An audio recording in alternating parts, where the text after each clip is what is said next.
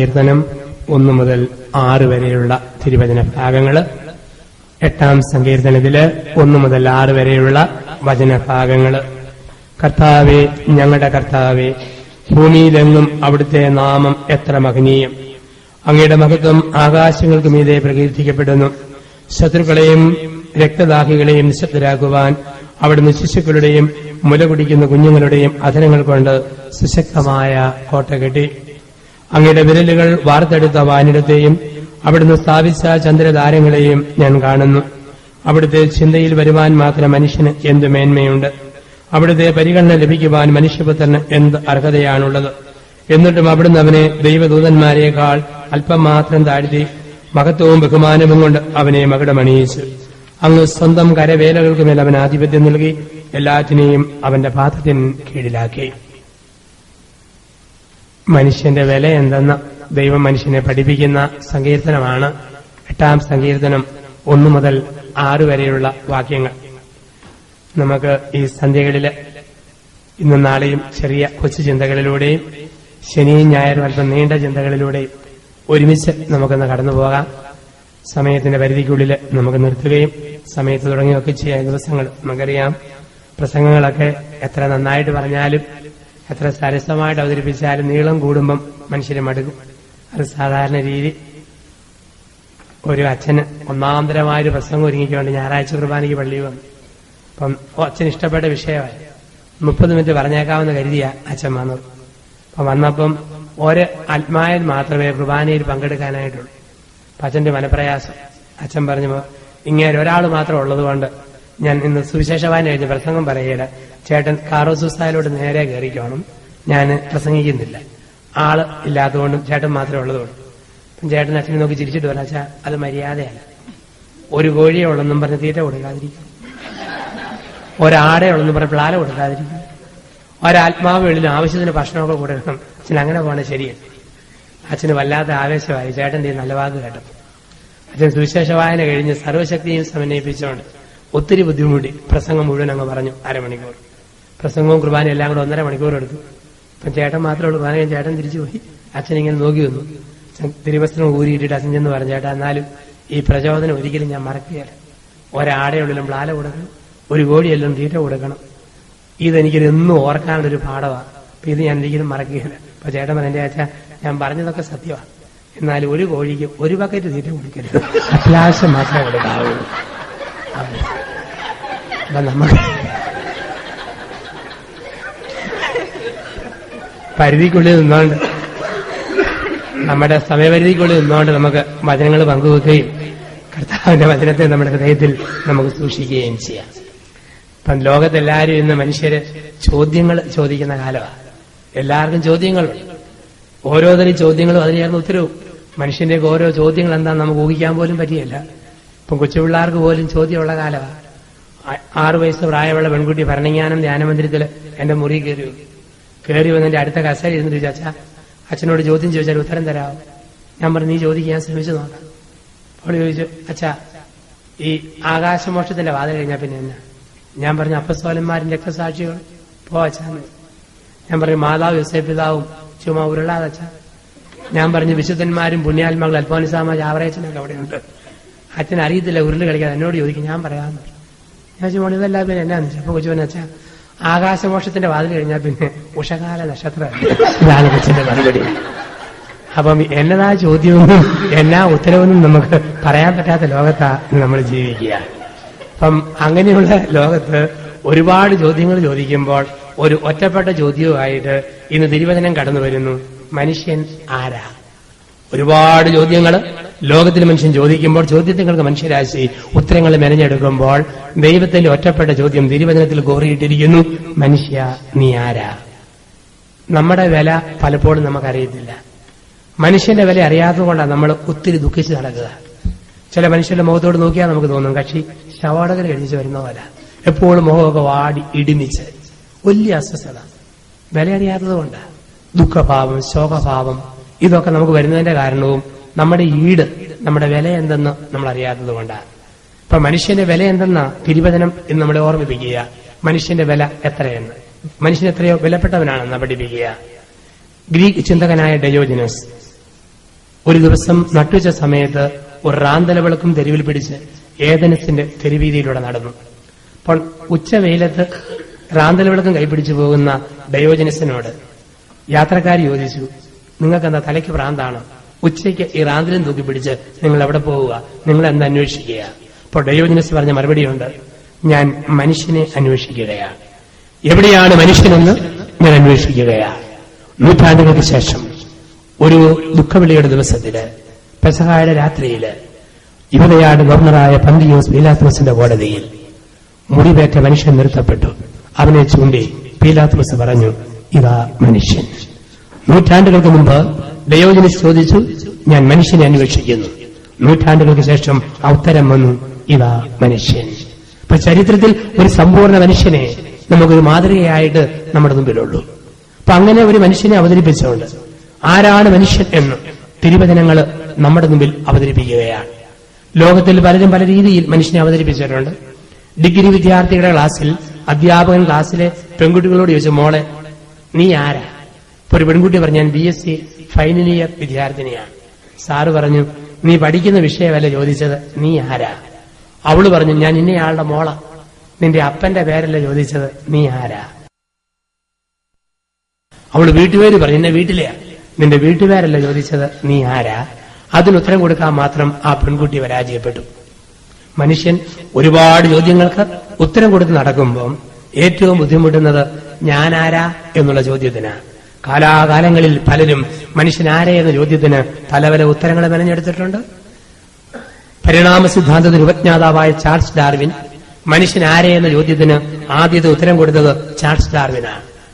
ആരെ എന്ന ചോദ്യത്തിന് ഡാർവിൻ കൊടുത്ത ഉത്തരം മനുഷ്യൻ സമം വാല് മുറിഞ്ഞ കുരങ്ങ്. എല്ലാവരും എളുപ്പത്തിൽ വിശ്വസിച്ചു. ആരുടെ വാല് മുറിഞ്ഞെന്ന് പറഞ്ഞോ അവനും ഞാനും തമ്മിൽ പെരുമാറ്റത്തിന് നല്ല പൊരുത്തം.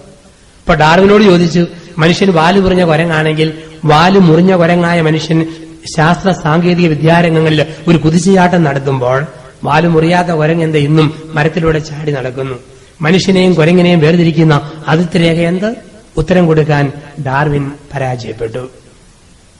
ഒരു നിർവചനം മാത്രം കൊടുത്ത് മനുഷ്യന് വാല് മുറിഞ്ഞ കുരങ്ങ്.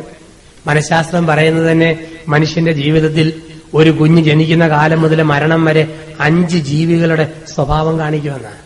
ഒരാൾ ജനിക്കുന്ന കാലം മുതൽ മരണം വരെ 5 ജീവികളുടെ സ്വഭാവം കാണിക്കും. 1 വയസ്സ് മുതൽ 5 വയസ്സ് വരെ കുരങ്ങിന്റെ സ്വഭാവം, 5 വയസ്സ് മുതൽ 15 വയസ്സ് വരെ വെരികിന്റെ സ്വഭാവം, 15 വയസ്സ് മുതൽ 45 വയസ്സ് വരെ കുതിരയുടെ സ്വഭാവം, 45 വയസ്സ് മുതൽ 65 വയസ്സ് വരെ കഴുതയുടെ സ്വഭാവം, 70 വയസ്സ് കഴിഞ്ഞാൽ പിന്നെ മരണം വരെ പെരുമ്പാമ്പിന്റെ സ്വഭാവം. ഈ 5 സ്വഭാവം കാണിക്കുമെന്നാണ്. 1 വയസ്സ് മുതൽ 5 വയസ്സ് വരെ കുരങ്ങിന്റെ സ്വഭാവം. എന്താ കുരങ്ങിന്റെ സ്വഭാവം? കുരങ്ങിന് ഒരു നല്ല മുല്ലപ്പൂമാല കൊടുക്കാമെങ്കിൽ മണത്തു ചപ്പി ഒറ്റത്തൂപ്പ്. ഒരു നല്ല പഴം കൊടുത്തോ തൊലിയും പഴവും കൂടെ കടിക്കും, ഒന്ന് ഞുണയും ഒന്ന് കടിക്കും ഒറ്റത്തൂപ്പ്. ഒരു നല്ല പഴുത്ത കാപ്പിക്കുരു കൊടുത്തോ തൊലി ഞുണഞ്ഞിട്ട് പരിപ്പ് നീട്ടി എറിയും. ഇതാണ് കുരങ്ങിന്റെ സ്വഭാവം. ഇതുപോലെ ഒരു കൊച്ചു കുഞ്ഞിന് ഒരു നല്ല പാവയെ മേടിച്ചു കൊടുക്കാവോ? ഒന്ന് നോക്കും, ഒന്ന് ഞെക്കും, കൈ പറിക്കും, കാല് പറിക്കും, തല പറിക്കും. ഒരു നല്ല കിലുക്കം കൊടുക്കാവോ? ഒറ്റ കിലുക്ക, 2 കുലുക്ക, ഒറ്റ ചവിട്ട, പപ്പട പരുവത്തിൽ കിലുക്കന്റെ ഷേപ്പ് മൊത്തം മാറും. ഒരു നല്ല തലേണയെ തലവെച്ച് കിടന്നാലോ തുണി കീറി പഞ്ഞി കഷ്ണം കഷ്ണമായിട്ട് പുറത്തേക്ക് എടുത്തിടും. 1 വയസ്സ് മുതൽ 5 വയസ്സ് വരെ കുരങ്ങിന്റെ സ്വഭാവം. 5 വയസ്സ് മുതൽ 15 വയസ്സ് വരെ ഒരു പ്രത്യേക ജീവി വെരുക. ഇവിടെ അത് കുറവാ. ഇവിടെ കേരളത്തിൽ ഇന്ത്യയിൽ വന്നാൽ കാണാം, ഹൈ സ്പീഡിൽ എപ്പോഴും ഓടിക്കൊണ്ടിരിക്കുന്ന ജീവിയാണ് വെരുക. കാഴ്ച ബംഗ്ലാവിൽ കൂട്ടിക്കിടന്ന് അങ്ങോട്ടും ഇങ്ങോട്ടും ഓടുന്ന കാണാം. ചില കുട്ടികളോട് കാരണവന്മാർ ചോദിക്കും, നീ എന്നാടാ വെരുകിന്റെ കൂട്ട് ഓടുന്നത്? നീ എന്നാടി വെരുകിന്റെ കൂട്ട് പായുന്നത്? അതുകൊണ്ടല്ലേ കൊച്ചു പിള്ളേരുടെ വരും ചോദിക്കുമല്ലോ, നീ എന്നാടാ വായു ഗുളിക മേടിക്കാൻ പോയിച്ചു വരികയാണ്? നാട്ടിലെ ശൈലിയാണ്. പണ്ടത്തെ പിള്ളേരോട് ചോദിക്കാം, ഇന്ന് ചോദിക്കുന്നത് ശ്രദ്ധിച്ചു വേണം. ഒരു 8 വയസ്സുകാരനോട് അടുത്ത വീട്ടിലെ ചേട്ടൻ ചോദിച്ചു, നീ എന്നാടാ വായു ഗുളിക മേടിക്കാൻ പോയിച്ചു വരികയാണ്? അവൻ പറഞ്ഞു, അല്ല ചേട്ടാ മേടിച്ച ഗുളിക കൊടുക്കാനായിട്ട് പോകാൻ തുടങ്ങി. ഇപ്പൊ രീതിയും കാലവും മാറാൻ തുടങ്ങി. 5 വയസ്സ് മുതൽ പിന്നെ 15 വയസ്സ് വരെ ഈ വെരികിന്റെ സ്വഭാവം, ഇളക്കത്തിന്റെയും ബഹളത്തിന്റെയും സ്വഭാവം. 15 വയസ്സ് കഴിഞ്ഞാൽ പിന്നെ 45 വയസ്സ് വരെ കുതിരയുടെ സ്വഭാവം. കുതിരയുടെ പ്രത്യേകത കൂടുതൽ സ്പീഡിൽ ഓടുക, കൂടുതൽ ദൂരത്തിൽ കുതിക്കുക, കൂടുതൽ ഉയരത്തിൽ കുതിക്കുക. ഇതാണ് കുതിര സ്വഭാവം.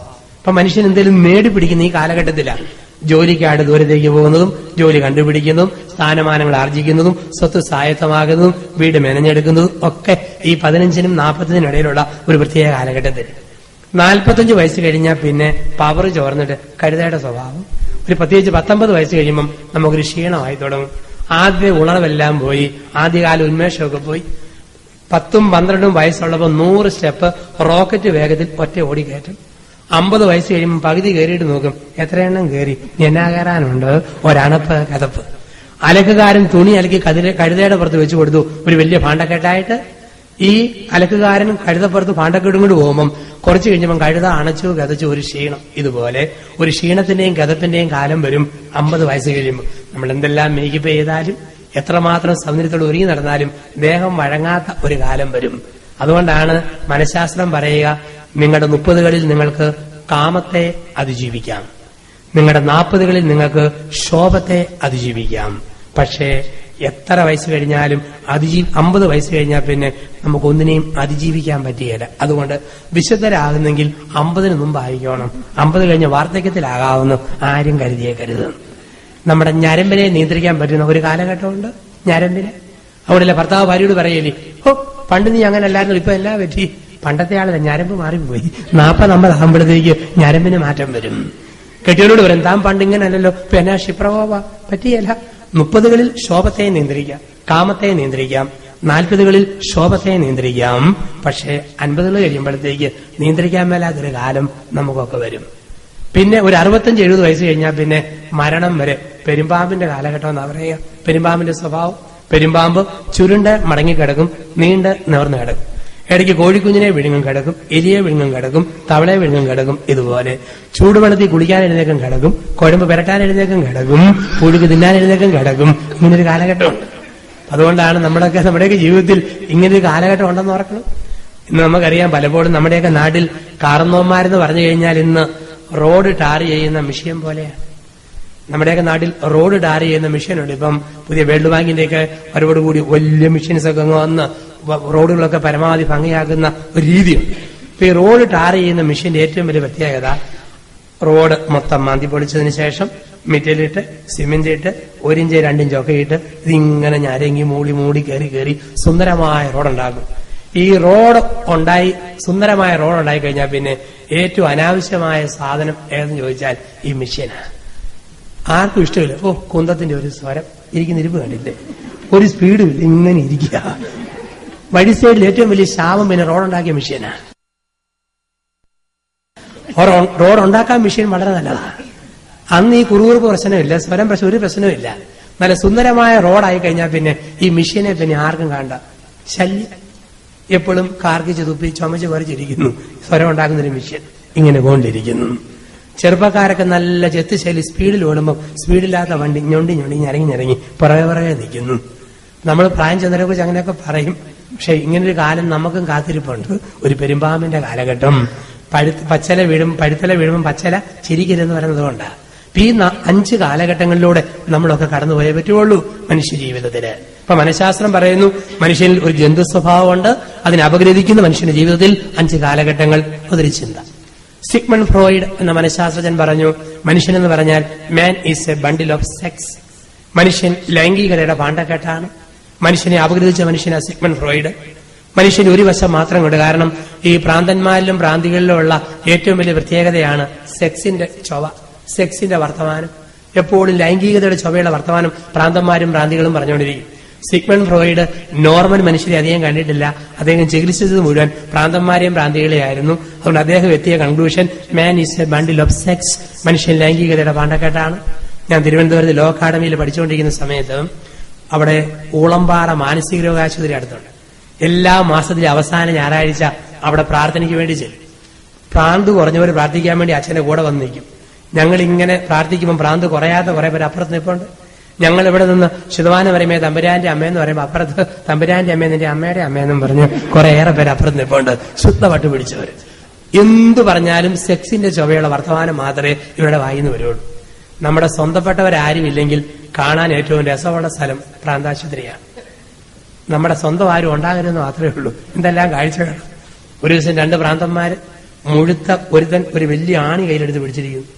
ആണി എടുത്ത് വെച്ചിട്ട് അവൻ ഭിത്തിയെ ആണിയുടെ മൂട് വെച്ചിട്ട് മുനക്കിട്ട് ഇടിച്ച് ഭയങ്കര ഇടി. ഇപ്പൊ മറ്റവൻ ചോദിക്കടാ, ഇത്ര നാള് മരുന്ന് കഴിച്ചിട്ട് നിന്റെ പ്രാന്തനൊരു കുറവും വന്നില്ലേ? തിരിച്ചറിവ് പോലും ഇല്ലാതെ പോയല്ലോ. പൊന്നു പ്രാന്ത, അത് ഈ ഭിത്തിക്കുള്ള ആണിയല്ല, ആ ഭിത്തിക്കുള്ള ആണിയാ, അവിടെ കൊണ്ട് ചടിക്കുക. ഇതാണ് മെന്റൽ ഹോസ്പിറ്റൽ എന്ന് പറയാം. അപ്പൊ നമ്മുടെ ആരും ഇല്ലെങ്കിൽ കാണാൻ ഏറ്റവും രസകരമായ കാഴ്ചയാണ്. ഈ പ്രാന്തന്മാര് വരുമ്പോഴത്തേക്ക് ഡോക്ടർ 10-15 പേര് OPയിൽ സ്വീകരിച്ചിട്ട് ഇവരെ നോക്കിയിട്ട് ഒരു നിർദ്ദേശം കൊടുത്തു വിടും. അകത്തെ മുറിയിലേക്ക് പോവുക, ഒരകത്തേക്ക് കയറ്റി വിടും. എന്നുവെച്ചാൽ ഇവർക്ക് ചെറിയ ഷോക്ക്, ചെറിയ ടാബ്ലറ്റ്, മൈൽഡ് ഷോക്ക് ഒക്കെ കൊടുത്തിട്ട് 30 ദിവസം ഇവരുടെ പരീക്ഷണമൊക്കെ നടത്തും. അപ്പൊ 30 ദിവസം കഴിഞ്ഞിട്ട് പിന്നെ ഇവരെ ഇറക്കിക്കൊണ്ടിരുമ്പം ഈ ആദ്യം വരുമ്പം ഡോക്ടർ ഒരു സജഷൻ കൊടുക്കും. ഡോക്ടർ പറയുന്നത് ഇങ്ങനെയാണ്: ഇതാ നിനക്കൊരു ഹെർക്കുലീസ് സൈക്കിൾ തന്നിരിക്കുന്നു, നീ ആഞ്ഞ് ചവിട്ടുക. ഇപ്പൊ എല്ലാവരും ചവിട്ട് സൈക്കിൾ ഉണ്ടെന്നുള്ള രീതിയില്ല. കുറച്ച് പറയുമ്പോൾ അവൻ വിശ്വസിക്കും സൈക്കിൾ ഉണ്ടെന്ന്. ചവിട്ടി വേർക്കും, വളവേ കയറ്റം ഇറക്കമൊക്കെ പോകുന്ന കാണാം. വലിയ ബുദ്ധിമുട്ടാണ്. 1 മാസം കഴിഞ്ഞ് തിരിച്ചിറക്കി കൊണ്ടുവന്നിട്ട് പറയും, ഇതാ നിങ്ങൾക്ക് വീണ്ടും ഹെർക്കുലീസ് സൈക്കിൾ തന്നിരിക്കുന്നു, ആഞ്ഞാഞ്ഞ് ചവിട്ടുക. പ്രാന്ത് കുറഞ്ഞവർക്കറിയാം സൈക്കിൾ ഇല്ല, അവർ ചവിട്ടുകയല്ല. പ്രാന്തമുള്ളവർ ചവിട്ടിക്കൊണ്ടിരിക്കും, കുറയാത്തൊരു പൂർവാധി ശക്തിയോടെ ചവിട്ടിക്കൊണ്ടിരിക്കും. അപ്പം 15 പേരെ ഇറക്കി കൊണ്ടുവന്ന് ചവിട്ടിക്കോളാൻ പറഞ്ഞു. എല്ലാവരും ചവിട്ടോടി ചവിട്ട്. ഒരുത്തം മാത്രം മസിലും പിടിച്ച് ഡോക്ടറെ നോക്കി ചിരിച്ചോണ്ട് വന്നു. അപ്പം ഡോക്ടർക്ക് മനസ്സിലായി ഇവന് മാത്രമേ പറഞ്ഞിട്ടുള്ളൂ, ബാക്കി എല്ലാവർക്കും വട്ട് കൂടിയിട്ടേ ഉള്ളൂ. ഡോക്ടർ ഇവനെ മറ്റുള്ളവരെ അകത്തേക്ക് കയറ്റി പൂട്ടിയിട്ട് ഇവന് ഡിസ്ചാർജ് ഷീറ്റ് എഴുതി കൊടുത്തു. ഇറങ്ങിപ്പോകുന്നത് പെട്ടി കൈ കൊടുത്തു. അപ്പൊ ഒരു ചോദ്യം അവസാനം ചോദിക്കും, നീ എന്താ ചവിട്ടാത്തത്? പറയേണ്ട മറുപടി, ഇല്ലാത്ത സൈക്കിൾ എങ്ങനെ ചവിട്ടും എന്ന് പറഞ്ഞാൽ നോർമലായെന്ന്. ഇവനോട് നീ എന്നെ ചവിട്ടാത്തത്? അവൻ പറഞ്ഞു, സാർ ഞാൻ ഇറക്കം വിട്ടുകൊണ്ടിരിക്കുകയെന്ന് പറഞ്ഞു. അനങ്ങാതെ പിടിച്ചിരിക്കുന്ന രീതിയിൽ. ഇതാണ് മെന്റൽ ഹോസ്പിറ്റൽ എന്ന് പറയുക, മാനസിക രോഗികളുടെ കേന്ദ്രം. അപ്പം ഈ സിഗ്മണ്ട് ഫ്രോയിഡ് കണ്ടത് മുഴുവൻ ഈ പ്രാന്തന്മാരെയും പ്രാന്തികളെയുമാണ്. അവസാനം അദ്ദേഹം പറഞ്ഞു, man is a bundle of sex. മനുഷ്യന് സെക്സിന്റെ ഭാണ്ഡക്കെട്ടാണ്, ലൈംഗികതയുടെ ഭാണ്ഡക്കെട്ടാണ്. ഇപ്പോൾ ഡാർവിൻ പറഞ്ഞു മനുഷ്യൻ വാല് മുറിഞ്ഞ കുരങ്ങാണ്. മനുഷ്യന്റെ ജന്തു സ്വഭാവത്തെ ഡാർവിൻ കണ്ടു, മനുഷ്യന്റെ സെക്സിന്റെ അതിപ്രസരത്തെ ഈ സിഗ്മണ്ട് ഫ്രോയിഡ് കണ്ടു. വീണ്ടും ഫ്രെഡറിക് നീറ്റ്ഷെ എന്ന് പറയുന്ന ഒരു നിരീശ്വരവാദി മനുഷ്യനെ നിർവചിച്ചത്, ഭൂമി ഒരു വലിയ ഗോളമാണ്, ഈ ഗോളത്തെ പൊതിയുന്ന ഒരു വലിയ ചർമ്മമുണ്ട്, ആ ചർമ്മത്തിൽ മാരകമായ പല രോഗങ്ങളുണ്ട്, ഏറ്റവും മാരകമായ രോഗത്തിന്റെ പേര് മനുഷ്യൻ. അതുകൊണ്ട് മനുഷ്യൻ നടത്താവുന്ന ഏറ്റവും നല്ല തെരഞ്ഞെടുപ്പ് ആത്മഹത്യ ചെയ്യുക. ഈ ഭൂമി ഒരു വലിയ ഗോളത്തെ ചർമ്മം കൊണ്ട് പൊതിഞ്ഞിരിക്കുന്നു, ചർമ്മത്തിൽ മാരകമായ രോഗങ്ങളുണ്ട്, ഏറ്റവും മാരകമായ രോഗത്തിന്റെ പേര് മനുഷ്യൻ. അതുകൊണ്ട് മനുഷ്യന് നടത്താൻ പറ്റുന്ന ഏറ്റവും നല്ല തെരഞ്ഞെടുപ്പ് ആത്മഹത്യയാണ്. ഇതായിരുന്നു നീറ്റ്ഷെയുടെ തിയറി. ആ മനുഷ്യന്റെ അന്ത്യവും അങ്ങനെ തന്നെ. അദ്ദേഹത്തിന്റെ സുഹൃത്തായിരുന്നു ജീൻ പോൾ സാർത്ത് എന്ന മനഃശാസ്ത്രജ്ഞൻ. അദ്ദേഹം പറഞ്ഞു, ഞാൻ മനുഷ്യനെ കാണുന്നില്ല, മാംസപിണ്ഡങ്ങളെ കാണുന്നു. ഓരോ മാംസപിണ്ഡവും അഴുകിയതുപോലെ തോന്നുന്നു. അതുകൊണ്ട് എനിക്ക് മനുഷ്യനെ കാണുമ്പം ഓക്കാനിക്കാൻ വരുന്നു. എല്ലാവരും അഴുകിയ ഇറച്ചിപ്പിണ്ഡങ്ങളാണ്, മാംസപിണ്ഡങ്ങളാണ്. അതുകൊണ്ട് ഛർദ്ദിക്കാൻ വരുന്നു. ഒരു വിലയും മനുഷ്യനില്ലെന്ന് സാർത്തും പഠിപ്പിച്ചു. കാറൽ മാർക്സ് കമ്മ്യൂണിസത്തിൽ പഠിപ്പിച്ചു, മരണത്തിന് ശേഷം ഒരു ജീവിതം ഉണ്ടെന്ന് അറിയത്തില്ല. ഈ ലോകത്തിൽ മനുഷ്യന് ദുഃഖ ദുരിതങ്ങളുണ്ട്. അതുകൊണ്ട് സർവ്വലോക തൊഴിലാളികളെ സംഘടിക്കുവിൻ, സംഘടിച്ച് ശക്തരാകുവിൻ. നഷ്ടപ്പെടുവാൻ ചങ്ങലകൾ, നേടാനുള്ളത് മഹത്തായൊരു രാജ്യം. ഇപ്പൊ മാർക്സും പറഞ്ഞു വെച്ചു, ഇവിടം കൊണ്ട് തീർന്നു, അപ്പുറത്തെ കാര്യം അറിയത്തില്ല.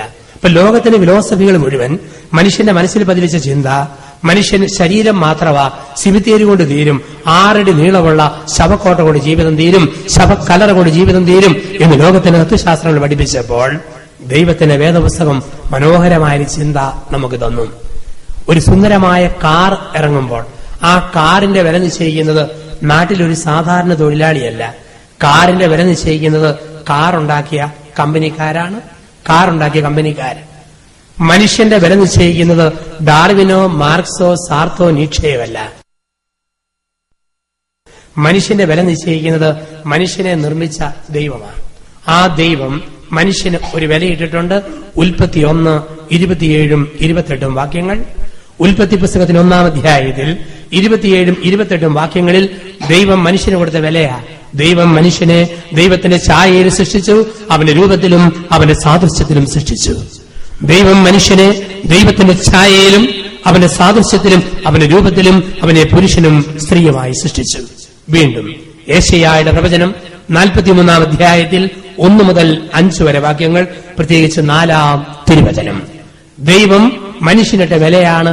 യെശയ്യാ 43:4, മകനെ മകളെ, നീ എനിക്ക് വിലപ്പെട്ടവനും പ്രിയങ്കരനും അമൂല്യയും ബഹുമാന്യയുമാണ്. ഭയപ്പെടേണ്ട, ഞാൻ നിന്റെ കൂടെയുണ്ട്. നീ വിലപ്പെട്ടവനാണ്, അമൂല്യനാണ്, പ്രിയങ്കരനാണ്, ബഹുമാന്യയാണ്.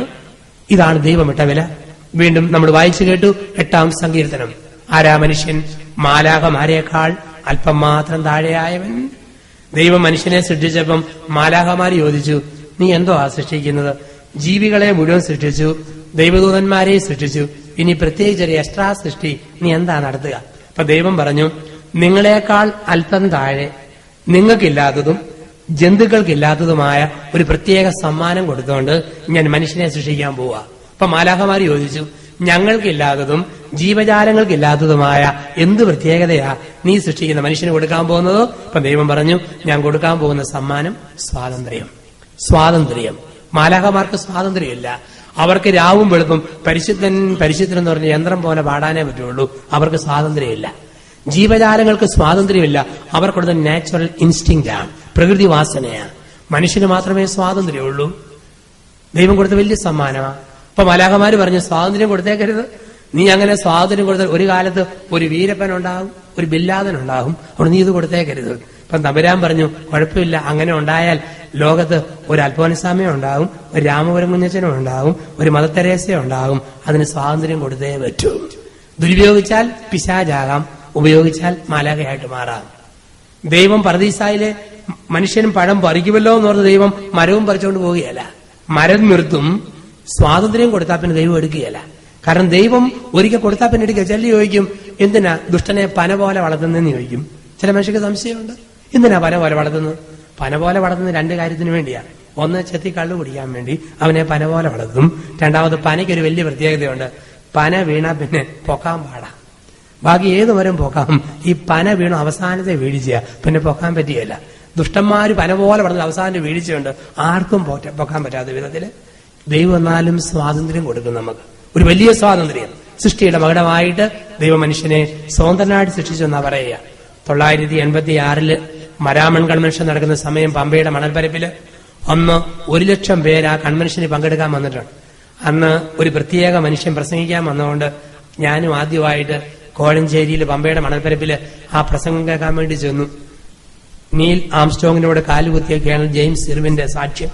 അദ്ദേഹം വേദിയിലേക്ക് വന്നപ്പം 1 ലക്ഷം ആൾക്കാർ പഞ്ചപുച്ചവടക്കി മുട്ടുസൂചി നിരത്തി വീണ കേൾക്കാവുന്ന നിശബ്ദതയിൽ ആ മനുഷ്യനെ നോക്കിക്കൊണ്ടിരുന്നു.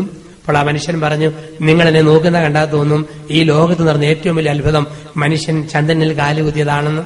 എന്നാൽ ചന്ദ്രനിൽ കാലുകുത്തിയ ഞങ്ങൾക്ക് നിങ്ങളോട് പറയാനുള്ളത്, മനുഷ്യൻ ചന്ദ്രനിൽ കാലുകുത്തിയതല്ല ഏറ്റവും വലിയ കാര്യം. പിന്നെ 2000 വർഷങ്ങൾക്ക് മുമ്പ് ദൈവം ഭൂമിയിൽ മനുഷ്യനായി കാലുകുത്തിയതാ ഏറ്റവും വലിയ സംഭവം. അതുകൊണ്ട് ചന്ദ്രനിൽ കാലുകുത്തി ഞങ്ങൾ ആദ്യം ചെയ്തത് 8-ാം സങ്കീർത്തനം 1 മുതൽ 6 വരെ ഹൃദയത്തിൽ പ്രാർത്ഥിച്ചെന്ന. ഇപ്പൊ നമ്മൾ വായിച്ചു കേട്ട വചനം 8-ാം സങ്കീർത്തനം 1 മുതൽ 6 വരെ. കർത്താവേ, എന്റെ കർത്താവേ, നിന്റെ ചിന്തയിൽ വരാൻ മാത്രം മനുഷ്യനെന്ന് മേന്മയുണ്ട്.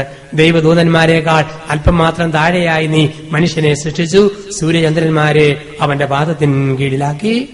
അപ്പൊ ദൈവം നമ്മളെ സൃഷ്ടിയുടെ മകുടമായി സൃഷ്ടിച്ചപ്പം ആ വില മനസ്സിലാക്കുക. ഒരപ്പൻ ഒരു ഭർത്താവ് ഓർക്കണം, ഞാൻ വിലപ്പെട്ടവനാണ്, വിലപ്പെട്ടവളാണ്. എന്റെ ജീവിതാന്തസ്സിന് ചേരാത്ത ഒരു സംസാരമോ വാക്കോ പ്രവൃത്തിയോ എന്നിൽ നിന്നുണ്ടാകരുത്. ഒരമ്മ ഒരു ഭാര്യ ഓർക്കണം, ഞാൻ വിലപ്പെട്ടവളാണ്, ദൈവം വിലപ്പെട്ട ജീവിതാന്തസ് തന്നതാ. ഒരു ഭാര്യയ്ക്ക് ഒരമ്മയ്ക്ക് ചേരാത്ത പദപ്രയോഗങ്ങൾ എന്റെ നാക്കേന്ന് വരരുത്. ഒരച്ഛൻ ഒരു സിസ്റ്റർ ഓർക്കണം, സഭയിൽ ദൈവം മുദ്രകുത്തി ശുശ്രൂഷയ്ക്ക് വേർതിരിച്ചതാ. ഒരു വൈദികന് ചേരാത്ത പദങ്ങളോ വാക്കുകളോ ബന്ധങ്ങളോ പദപ്രയോഗങ്ങളോ ജീവിതത്തിലുണ്ടാകരുത്. കാരണം നമ്മൾ വിലപ്പെട്ടവരാ. ദൈവം നമുക്കൊരു വിലയിട്ടിട്ടുണ്ട്. ആ വിലയേക്കാൾ കുറഞ്ഞതായിട്ട് നമ്മൾ ഒരിക്കലും കാണരുത്. അങ്ങനെ മനുഷ്യരായിട്ട് നമ്മൾ ജീവിച്ചു പോകുമ്പം ആ ജീവിതത്തിൽ ദൈവം ചിലപ്പോൾ നമുക്ക് കൈപ്പേറിയ ചില കൊച്ചു കൊച്ചു അനുഭവങ്ങൾ വരും. അതൊന്നും കണ്ട് നമ്മൾ വാടുകയരുത്. കാരണം ദൈവം എന്തിനു വേണ്ടിയാ? മനുഷ്യനാട് ലോകത്ത് ജീവിക്കുന്ന നമുക്ക് എല്ലാം അറിയുന്ന ദൈവം ചില കൈപ്പേറിയ അനുഭവങ്ങൾ തരുമ്പോ നമ്മളൊക്കെ ഓർക്കണം, മനുഷ്യ ജീവിതത്തിൽ ദൈവം എന്നെ ഒരുക്കിക്കൊണ്ടിരിക്കുക. ഓരോ കൈപ്പേറിയ അനുഭവം തരുമ്പോൾ ഓർക്കണം, ദൈവം എന്നെ ഒരുക്കിക്കൊണ്ടിരിക്കുക. കാരണം ദൈവത്തിന്റെ സ്നേഹത്തിന്റെ ഒരു വലിയ പ്രത്യേകതയാ ഒരുക്കിക്കൊണ്ടിരിക്കുന്ന സ്നേഹം. അതാണ് ഉൽപ്പത്തി പുസ്തകം 1-ാം അധ്യായത്തിൽ കാണുക. മനുഷ്യനെ സൃഷ്ടിക്കുന്നതിന് മുമ്പ് ദൈവം ഒരു പറുദീസ ഒരുക്കി. യോഹന്നാൻ 14 പറയുന്നു, പിതാവിന്റെ ഭവനത്തിൽ ഞാൻ നിങ്ങൾക്ക് വേണ്ടി വാസസ്ഥലം ഒരുക്കും. പൗലോസ്ലീഹ പറയുന്നു, ദൈവം നമുക്ക് വേണ്ടി ഒരുക്കിയത് കണ്ണ് കണ്ടിട്ടില്ല, കാത് കേട്ടിട്ടില്ല, മനുഷ്യഹൃദയം ആസ്വദിച്ചിട്ടില്ല. ഓരോന്നും വരുമ്പോൾ ഓർക്കണം, ദൈവം എനിക്ക് വേണ്ടി എന്തോ വഴികൾ ഒരുക്കുന്നു. നമ്മൾ ആരെയും പണ്ട് കരുതിയിട്ടുണ്ടോ? എന്റെ കുഞ്ഞുനാളിൽ ഞാൻ ആകാശത്തോടെ വിമാനം പോകുമ്പോൾ ഞാൻ അത്ഭുതത്തോടെ നോക്കിയിട്ടുണ്ട്. കുരിശ് പോലൊരു സാധനം പറന്നു പറന്നു പോകുന്നു. എന്തോ ഇതെന്ന് പലപ്പോഴും ഓർത്തിട്ടുണ്ട്. ഇവിടെ എന്തെങ്കിലും എത്തുമെന്ന് ഞാനോ കുട്ടിക്കാലത്ത് നിങ്ങളോ ആരും കരുതിയിട്ടില്ല. അന്നത്തെ കുട്ടിക്കാലങ്ങളിൽ ദൈവം ചില അനുഭവങ്ങളിലൂടെയൊക്കെ നമ്മളെ കടത്തിക്കൊണ്ടുപോയി വിദേശത്തിന്റെ ഈ മണ്ണിൽ വന്ന് വേരുറപ്പിക്കാൻ തക്ക വിധത്തിൽ മനസ്സിനെ പാകപ്പെടുത്തിയ കട്ടിയുള്ള അനുഭവങ്ങൾ. ഇസ്രായേൽ മക്കളെ ദൈവം 450 വർഷക്കാലം ഈജിപ്തിൽ ഒരുക്കി. 40 വർഷക്കാലം മരുഭൂമിയിലൂടെ നടക്കുമ്പം മനക്കെട്ടിയോടെ പോകാൻ, മനസ്സ് പതരാതിരിക്കാൻ തക്ക വിധത്തിൽ ആ മക്കളുടെ മനസ്സിനെ പാകപ്പെടുത്താൻ. ഓരോന്നിന്റെയും പുറകിൽ ദൈവത്തിന്റെ ഒരുക്കലുണ്ട്. ഒരു പന്നി പ്രസവിക്കുമ്പോൾ വൈക്കോലും കമ്പും കോലും എല്ലാം കൂടെ പെറുക്കിയിട്ട് മെത്ത മെനയുന്ന കാണാം. മുയല് പ്രസവിക്കുമ്പോൾ അരിവയറ്റിലെ രോമം പറിച്ചിട്ട് കൂടുണ്ടാക്കുന്ന കാണാം. ഒരു തള്ളപ്പട്ടി പ്രസവിക്കാൻ പോകുമ്പോൾ കീറച്ചാക കടിച്ചു കൊണ്ടുവന്ന് കുഞ്ഞിന് വേണ്ടി ലേബർ റൂം ഒരുക്കുന്ന കണ്ടിട്ടുണ്ട്. അപ്പം ഒരിക്കൽ എല്ലായിടത്തും ഉണ്ട്. ഇപ്പൊ ദൈവം നമ്മുടെ ജീവിതത്തിൽ തരുന്ന ഓരോ അനുഭവവും ഒരിക്കല. ഒരുപക്ഷെ ഭർത്താവ് എന്നെ ശാസിക്കുമ്പോൾ ദൈവം ഒരുക്കുന്ന വഴിയാ ഞാൻ അഹങ്കരിക്കാതിരിക്കാൻ. ഭാര്യ എന്നെ പരിഹസിക്കുമ്പം ദൈവം ഒരുക്കുന്ന വഴിയാ എനിക്ക് അല്പം കൂടെ മനക്കെട്ട് കിട്ടാൻ വേണ്ടി. എന്നെ നോക്കി ആരെങ്കിലും ഒരു ചെറിയ നെഗറ്റീവ് കമന്റ് പറയുമ്പോൾ ഞാൻ ഞെളിയാതിരിക്കാൻ ദൈവം തരുന്ന ഒരു ഒരുക്കലാണ്. കാരണം അച്ഛന്മാർ ഇടയ്ക്കൊക്കെ ജനത്തിന്റെ വിമർശനമൊക്കെ കേൾക്കേണ്ടി വരും. അങ്ങനെ കേട്ടാലേ അച്ഛന്മാരും പക്വതയുള്ളവരായിട്ട് മാറുന്ന ചരിത്രം പഠിപ്പിക്കുന്ന പാഠം. ഞാൻ പലപ്പോഴും ഓർക്കും, ചില കമന്റ് ചിലപ്പോൾ ഓർക്കും, എന്റെ പ്രസംഗത്തെക്കുറിച്ച് പറയാൻ ഇവനാരാ, ഞാൻ എന്റെ കുർബാനയെക്കുറിച്ച് പറയാൻ അവളാരാ, ചിലപ്പം തോന്നും. പക്ഷെ ദൈവം പറയും, പൊന്നുമോനെ, എല്ലായിടത്തും നിനക്ക് ബഹുമാനവും ആദരവും അല്ലേ, നീയും അല്പം മയപ്പെടാനുണ്ട്, അതുകൊണ്ട് കേക്ക്. 2-3 ചൊറിയുന്ന വാക്ക് കേട്ടാലേ ശരിയാകത്തുള്ളൂ. ദൈവം പറഞ്ഞേൽപ്പിക്കും. അതൊക്കെ ദൈവത്തിന്റെ പ്ലാനും പദ്ധതിയുവാ, ദൈവം ഒരുക്കുന്ന വഴികളാ. ഒരച്ഛനെന്ന് പറയാൻ എന്തെല്ലാം ആനുകൂല്യമുള്ള ആളാ അച്ഛൻ. വല്ല ബുദ്ധിമുട്ടുണ്ടോ? എന്റെ ചേട്ടൻ കല്യാണം കഴിച്ചയാളാ. ചേട്ടന്റെ വീട്ടിൽ ചെന്നാൽ വീടിന്റെ വരാന്തയിലോ ഗസ്റ്റ് റൂമിലോ കയറാം, അകത്തെ മുറി കയറാൻ ചേട്ടന് അനുവാദമില്ല. പക്ഷെ അച്ഛനായ എനിക്ക് ഏത് വീടിന്റെ കിടക്കറേ ചെല്ലാം, ഉറക്കറേ ചെല്ലാം, എവിടെ വേണം കയറി ചെല്ലാം, ആരും ഒന്നും പറയത്തില്ല. നിങ്ങളിൽ ആരെങ്കിലും ഒരാൾ ഒരു ചെറുപ്പക്കാരി പെണ്ണിനെ ഒരു പുരുഷൻ തുറിച്ചു നോക്കാൻ അവൾ ചെരുപ്പൂരി അടിക്കും, എന്നാടും എന്നെ നോക്കുന്നതെന്ന് ചോദിക്കും. അച്ഛൻ നോക്കിയാലോ, എന്നെ അച്ഛൻ വല്ലതും പോയോ, ഈശോമിശിഹായ്ക്ക് സ്തുതിയായിരിക്കട്ടെ എന്ന് പറയും. അപ്പൊ ഒത്തിരി ആനുകൂല്യം മേടിക്കുന്ന ഒരു ലോകത്തിന്റെ നടുവിലാ നമ്മൾ ജീവിക്കുക. അപ്പൊ അങ്ങനെയുള്ളപ്പം കൊച്ചു കൊച്ചു കമന്റുകളും കൊച്ചു കൊച്ചു വിമർശനങ്ങളൊക്കെ ദൈവത്തിന് ഒരുക്കുന്ന പദ്ധതി, ഒരുക്കുന്ന വഴികളുമാണ്. അപ്പൊ ദൈവം അങ്ങനെയുള്ള കൊച്ചു കൊച്ചു അനുഭവങ്ങൾ തന്നുകൊണ്ടിരിക്കും. വണ്ടിയെ നിറയെ ഓറഞ്ചും കൊണ്ട് പോകുമ്പോൾ നാട്ടിലെ ഒരു ചേട്ടൻ വണ്ടിയിൽ നിന്ന് ഓറഞ്ച് പൊളിച്ചെടുത്താൽ കള്ളൻ പിടിക്കടാ അവനെന്ന് പറയും. ഒരച്ഛൻ പറിക്കാലോ. ഇപ്പൊ ഇപ്പോഴും അച്ഛനെ കളിതമാശ മാറിയിട്ടില്ല, കണ്ടില്ലേ, ഓറഞ്ചും പറിക്കൊണ്ട് പോകണമെന്ന് പറയും. അപ്പൊ ആനുകൂല്യങ്ങളുടെ ലോകത്ത് ജീവിക്കുമ്പം ഒരു ഡിവൈൻ എക്വിലിബ്രിയം ദൈവം സമ്മാനിക്കും. ഒത്തിരി ഞെളിയാതിരിക്കാൻ, അഹങ്കരിക്കാതിരിക്കാൻ. അപ്പം ഓരോരോ കൈപ്പേറിയ അനുഭവം നമ്മൾ എന്താ ഓർക്കണം, ദൈവം ഒരുക്കുന്ന വഴികളാണ്. ഞങ്ങൾ കപ്പുച്ചിൻ സഭക്കാർക്ക് പരിശീലനം അല്പം കടുപ്പമാണ്. 13 വർഷക്കാലം പഠിച്ചാലേ കപ്പുച്ചിൻ സഭയിൽ അച്ഛനാകാൻ പറ്റത്തുള്ളൂ. ഞങ്ങളുടെ ഏറ്റവും കടുപ്പമുള്ള കാലം നോവിഷ്യേറ്റ് കാലഘട്ടമാണ്. സന്യാസ പരിശീലനത്തിന്റെ 5ാമത്തെ വർഷം, നല്ല കട്ടിയുള്ള കാലഘട്ടം. അപ്പൊ ആ കാലഘട്ടത്തിൽ ഞങ്ങൾക്ക് ഒത്തിരി കടുപ്പം, ശാസനം, വഴക്ക്, കൊച്ചു കൊച്ചു തിരുത്തലുകളെല്ലാം തരും. ഞങ്ങളൊക്കെ ഇങ്ങനെ പഠിക്കുന്ന സമയത്താണെങ്കിൽ നിർബന്ധമായിട്ട് രാവിലെ എല്ലാവരെയും നിർബന്ധിച്ച് ഞങ്ങളുടെ സുപ്പീരിയർ അച്ഛൻ 20 കോപ്പ കാപ്പി കുടിപ്പിക്കും. ഞങ്ങൾക്ക് ഗ്ലാസ് ഉപയോഗിക്കാൻ അനുവാദമില്ല. കപ്പുച്ചിൻ സഭക്കാർക്ക് ഗ്ലാസ് ഇല്ല. ഞങ്ങളുടെ എല്ലാ ആശ്രമത്തിൽ കോപ്പയാണ്, പഴയകാല കോപ്പ. ഇപ്പോഴും ഞങ്ങൾ പൊട്ടിക്കഴിഞ്ഞാൽ 10 കോപ്പ മേടിച്ചുകൊണ്ട് വെക്കും. കാരണം ഗ്ലാസ് വളരെ കുറവായിട്ടേ കാണത്തുള്ളൂ. മിക്ക ആശ്രമങ്ങളിലും കോപ്പയാണ്. അതുകൂട്ട് കോപ്പയ്ക്ക് 20 കോപ്പ കാപ്പ് കുടിക്കണം, ഇല്ലെങ്കിൽ ചെവിയെ പിടിക്കും സുപ്പീരിയർ അച്ഛൻ. നിർബന്ധമായിട്ട് പഠിക്കുന്ന പിള്ളേരെല്ലാം 20 കോപ്പ കാപ്പ് കുടിക്കണമെന്ന്. കാരണം 20 കോപ്പ കാപ്പ് കുടിച്ചാലേ ഒരു കാക്കടം പാല് അതിൽ നിന്ന് കിട്ടത്തുള്ളൂ. അതുകൊണ്ട് ഇത്രയും കുടിക്കണമെന്നാണ് നിയമം. അങ്ങനെയാണ് നോവിഷ്യേറ്റ് കാലഘട്ടമൊക്കെ വരുന്ന സമയത്തേക്ക് നല്ല കാർക്കശ്യമായ നിർദ്ദേശങ്ങളും മറ്റുമുണ്ട്. അപ്പം എന്റെ ഏറ്റവും വലിയ പ്രശ്നം ഈ പഠിക്കുന്ന കാലത്ത് വോളിബോൾ കളിയായിരുന്നു പ്രശ്നം. വോളിബോൾ കളിക്കാൻ ഇഷ്ടമാണ്, പക്ഷെ ഏറ്റവും വലിയ തടസ്സം നടുക്കുള്ള നെറ്റാണ്. ഞാൻ എത്ര അടിച്ചാലും പന്ത് അപ്പുറത്ത് പോവുകയില്ല, ഈ കളത്തിൽ തന്നെ താഴും. ഒരു ദിവസം അരിശം വന്ന് ഞാൻ പന്തെടുത്ത് ഒറ്റ തൊഴി വെച്ചു കൊടുത്തു. പന്ത് ദൂരെയുള്ള കൊടിത്തോട്ടത്തിൽ ചെന്ന് ആ പന്തങ്ങ് വീണു. രാത്രിയിൽ ഗുരുവച്ചനോട്, നോയിസ് മാസ്റ്റർ അച്ഛൻ പറഞ്ഞു, പന്തിനെടുത്ത് ഒഴിക്കുന്ന കണ്ടു, അഹങ്കാരം കാണിച്ചിരിക്കുന്നു, അതുകൊണ്ട് നാളെ രാവിലെ 9 മുതൽ വൈകിട്ട് 4 വരെ പന്ത് ബന്ധിങ്ങും പോലെ കഴുത്തെ കെട്ടി തൂക്കിയിട്ടാണ്. വൈകുന്നേരം വരെ ഇട്ടോട്ട് നടന്നു. കാരണം അച്ഛനാകാനുള്ള കൊതിയുള്ളതുകൊണ്ടും വരാനിരിക്കുന്ന മഹിമയോട് തുലനം ചെയ്യുമ്പോൾ താൽക്കാലിക സഹനം അത് നൈമിഷികമാണല്ലോ എന്നോർത്ത് വലിയ പന്തും ചുവന്ന് നടന്ന കാലങ്ങളുണ്ട്. കോപ്പയും മറ്റും പൊടിച്ചാൽ കോപ്പയുടെ ചീളെടുത്ത് നൂലെ കെട്ടി കഴുത്തെ കെട്ടി തൂക്കിയിടണം. ഇതൊക്കെ നിയമങ്ങൾ. അതോടൊപ്പം തന്നെ ഒരു ചെറിയ തെറ്റെങ്ങാനും പറ്റിക്കഴിഞ്ഞാൽ ശിക്ഷ കിട്ടുമായിരുന്നു. അന്ന് അരിശം വന്നല്ലോ. പക്ഷെ ഇന്നാ മനസ്സിലായത്, നല്ല മനക്കെട്ടി ഉണ്ടാകാൻ അന്നത് ആവശ്യമാണ്. ദൈവത്തിന്റെ വഴികൾ അങ്ങനെ ഒരുക്കുന്ന കൈപ്പേറിയ അനുഭവങ്ങള്. ചെറിയ തെറ്റ് ചെയ്ത് കഴിഞ്ഞാൽ പറയുന്നത് 30 പേരിങ്ങനെ നല്ല ഒന്നാന്തരം ബെഞ്ചിലും ഡെസ്കിലും ഇരുന്ന് ഭക്ഷണം കഴിക്കുമ്പോഴത്തേക്ക് തെറ്റ് ചെയ്ത ആള് ഒരു മുഴുത്ത പ്ലേറ്റുമായിട്ട് മുട്ടുകുത്തി ഭിക്ഷ യാചിക്കണം. ഓരോരുത്തർ ഇടയ്ക്ക് ചെന്ന് ഓരോ സാധനം ചോദിച്ചു മേടിച്ചോണം. ഒരാള് 2 പിടി ചോറ്, ഒരാൾ അല്പം കഞ്ഞോളം, ഒരാൾ മീൻപീര, ഒരാൾ ഉടയതുലാനും പോലും വേണ്ടാത്ത ഭാവിക്കാത്തവരൻ. ഇതെല്ലാം കൂടി ഇങ്ങനെ വിളമ്പി തരും. ഇതെല്ലാം മേടിച്ചിട്ട് കഴിച്ചോണം എന്നുള്ളതാ. അപ്പം അന്ന് ഓർത്ത് എന്തിനു വേണ്ടിയാ? അപ്പൊ പഠിപ്പിക്കുന്ന വഴിയാ. മനക്കെട്ടിയുള്ളവരായിട്ട് നാളെ ഒന്നിനെ ഫേസ് ചെയ്യണമെങ്കിൽ ഇന്നിങ്ങനെ പോയേ പറ്റത്തുള്ളൂ, ഈ രീതിയിലൂടെ പോയേ പറ്റത്തുള്ളൂ.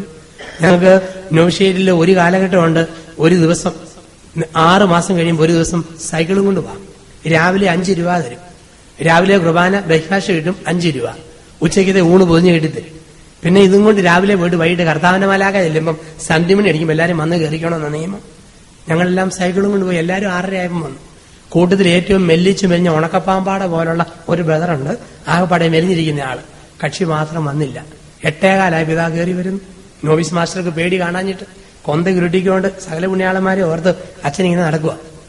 കാര്യം ചോദിച്ചപ്പം ടയറ് പഞ്ചറായി, റിം വളഞ്ഞു പോയിട്ട് വഴിക്ക് കഷ്ടപ്പെട്ടു പോയതാ, എല്ലാം നന്നാക്കി വന്നപ്പോൾ സമയം ഇത്രയായി.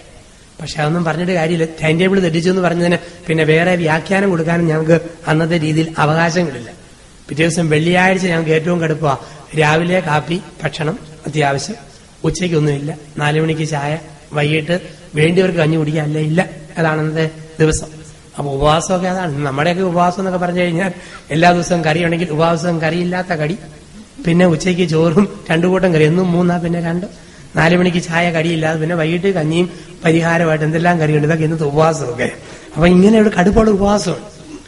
ഇതെല്ലാം ആയിട്ട് വൈകുന്നേരം 4 മണി വരെ ഞങ്ങൾ അന്ന് കണ്ടം കളയ്ക്കുന്ന ദിവസമാണ്. കണ്ടമൊക്കെ കിളച്ച് 4 മണിക്ക് കയറി വരിക, കുളി കഴിഞ്ഞ് ചായയും കുടിച്ചിട്ട് പിന്നെ വൈകിട്ടത്തെ കുരിശുവരയ്ക്കൊക്കെ പ്രാർത്ഥിക്കാൻ പോയാൽ മതി.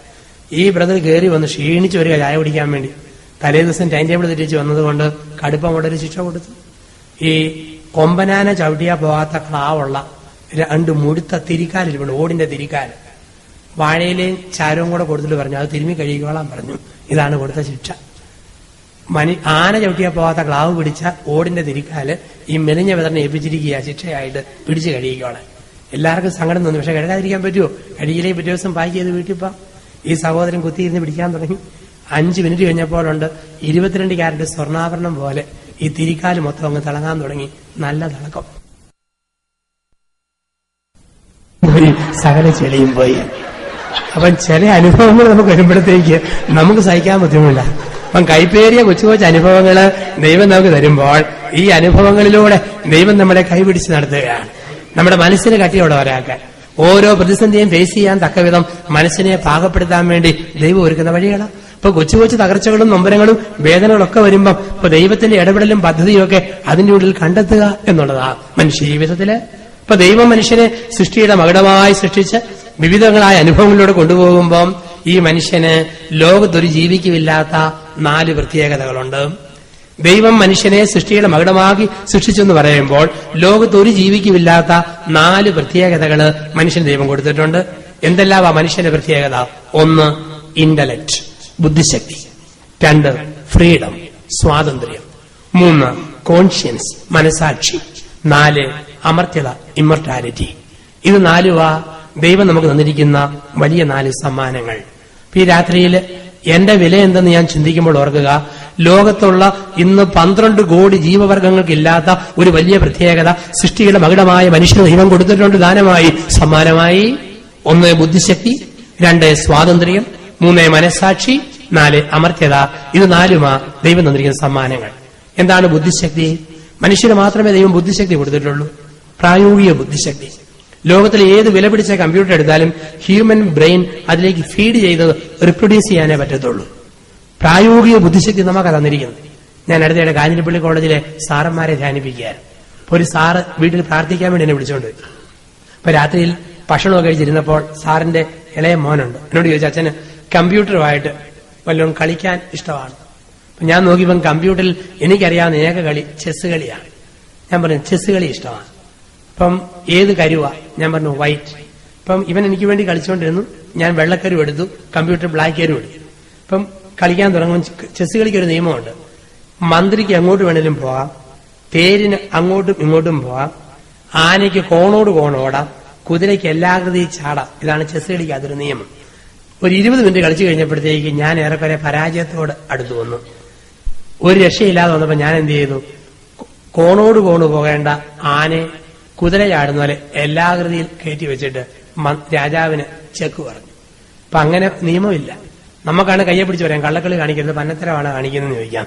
കമ്പ്യൂട്ടറിനും എല്ലാം പറയാൻ പറ്റുമോ? കമ്പ്യൂട്ടറിനെ പഠിപ്പിച്ചു വെച്ചിരിക്കുന്നത് മനുഷ്യന്റെ പ്രായോഗിക ബുദ്ധിയുടെ മുമ്പിൽ പൊന്ന് കമ്പ്യൂട്ടറെ നിസ്സഹായന. കമ്പ്യൂട്ടർ വലിയവായിരുന്ന് കാറാൻ തുടങ്ങി, കീ കീ കീ കീ കീ കീ കീ കീ ഒരു ഭയങ്കര കരച്ചില്. പിന്നെ മര്യാദയ്ക്ക് കരിവെടുത്ത് മാറ്റിവെച്ചപ്പം കമ്പ്യൂട്ടർ നെടുവീർപ്പെട്ടു, കളി തുടർന്നു. അധികം താമസിയാതെ എന്റെ അന്ത്യം ആസന്നമാവുകയും ചെയ്യുന്നു. അപ്പം പ്രായോഗിക ബുദ്ധിശക്തി മനുഷ്യന് മാത്രമാണ് കൊടുത്തിരിക്കുന്നത്. പെട്ടെന്ന് ചിന്തിച്ച് പ്രവർത്തിക്കാനുള്ള കഴിവ് നിങ്ങൾക്ക് എനിക്കുക. അതുകൊണ്ടൊരു അപകടം പറ്റി തലച്ചോറിന്റെ മുൻവശം തകർന്നാൽ നമ്മൾ പട്ടിയെ പോലെ കുരയ്ക്കും, കുറുക്കനെ പോലെ കൂവും, കഴുതയെ പോലെ കാറും, മൃഗത്തെ പോലെ പ്രതികരിക്കും. കാരണം ബ്രെയിനിന് ചെറിയ ഡാമേജ് വന്നു, തീർന്നു. ദൈവം എത്ര മനോഹരമായിട്ടാ മനുഷ്യനെ സൃഷ്ടിച്ചിരിക്കുന്നത്. ഞാൻ ഈയിടെ അച്ഛന്മാരെ ധ്യാനിപ്പിച്ചപ്പം കാഞ്ഞിരപ്പള്ളി രൂപതയില് ആലിംഗലച്ഛൻ എന്നോട് പറയായിരുന്നു, അച്ഛാ മനുഷ്യന്റെ വില എന്താന്ന് എനിക്ക് എപ്പോഴാണ് പിടികിട്ടിയത്. എന്നാന്ന് വെച്ചാൽ എന്റെ അച്ഛാ എന്റെ ഹാർട്ടിന്റെ ഒരു വാൽവ് മാറ്റിവെച്ചപ്പം 65,000 രൂപ. അങ്ങനെയാണ് എന്നെ മൊത്തം മാറ്റിവെച്ച എന്നാ വിലയാവെന്ന് പറയാൻ പറ്റുമോ? അപ്പം ദൈവം കൊടുത്ത ഏറ്റവും വലിയ സമ്മാനമാ ഈ ബുദ്ധിശക്തി എന്ന് പറയുക. 2, സ്വാതന്ത്ര്യം.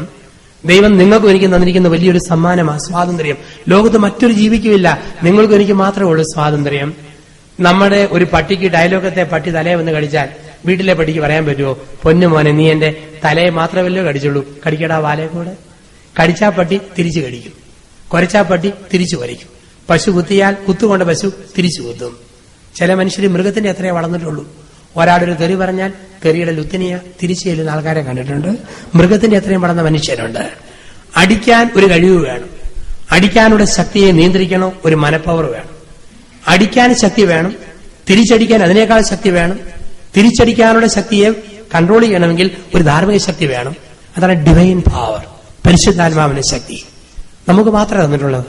ഇവിടെ ദൈവം ഈശോ പറഞ്ഞത് ഒരു കരണത്ത് അടിക്കുന്നതിന് മറുകരണം കാണിച്ചു കൊടുക്കാൻ തക്കവിധം നമ്മൾ വളരണമെന്ന് പറയും. സ്വാതന്ത്ര്യമാണ്. നമുക്ക് മാത്രമേ സ്വാതന്ത്ര്യമുള്ളൂ.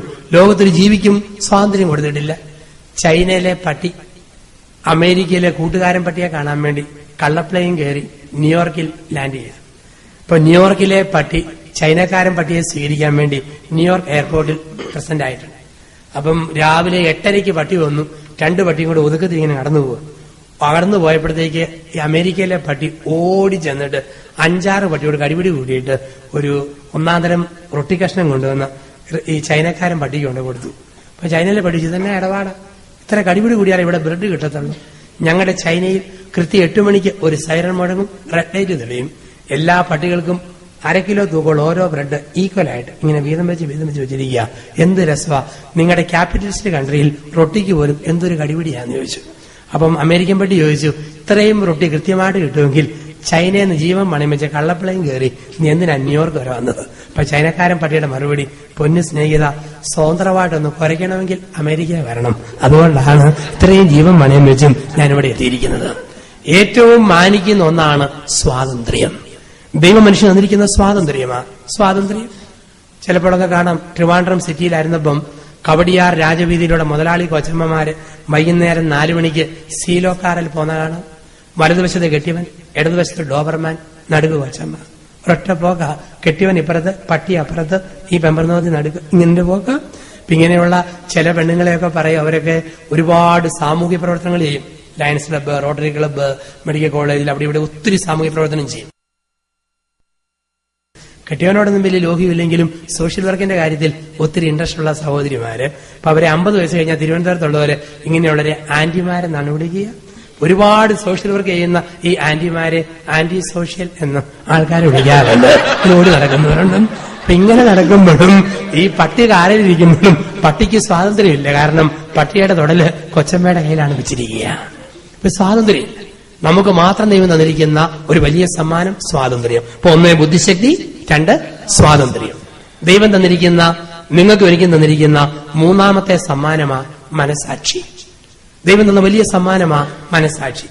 ഈ മനസാക്ഷി ഉള്ളതുകൊണ്ട് നമ്മൾ പറയുക പ്രിക് ഓഫ് കോൺഷ്യൻസ്, മനസാക്ഷി കുത്ത് എന്ന് പറയും. നമുക്ക് മാത്രമുള്ള മനസാക്ഷി കുത്ത്.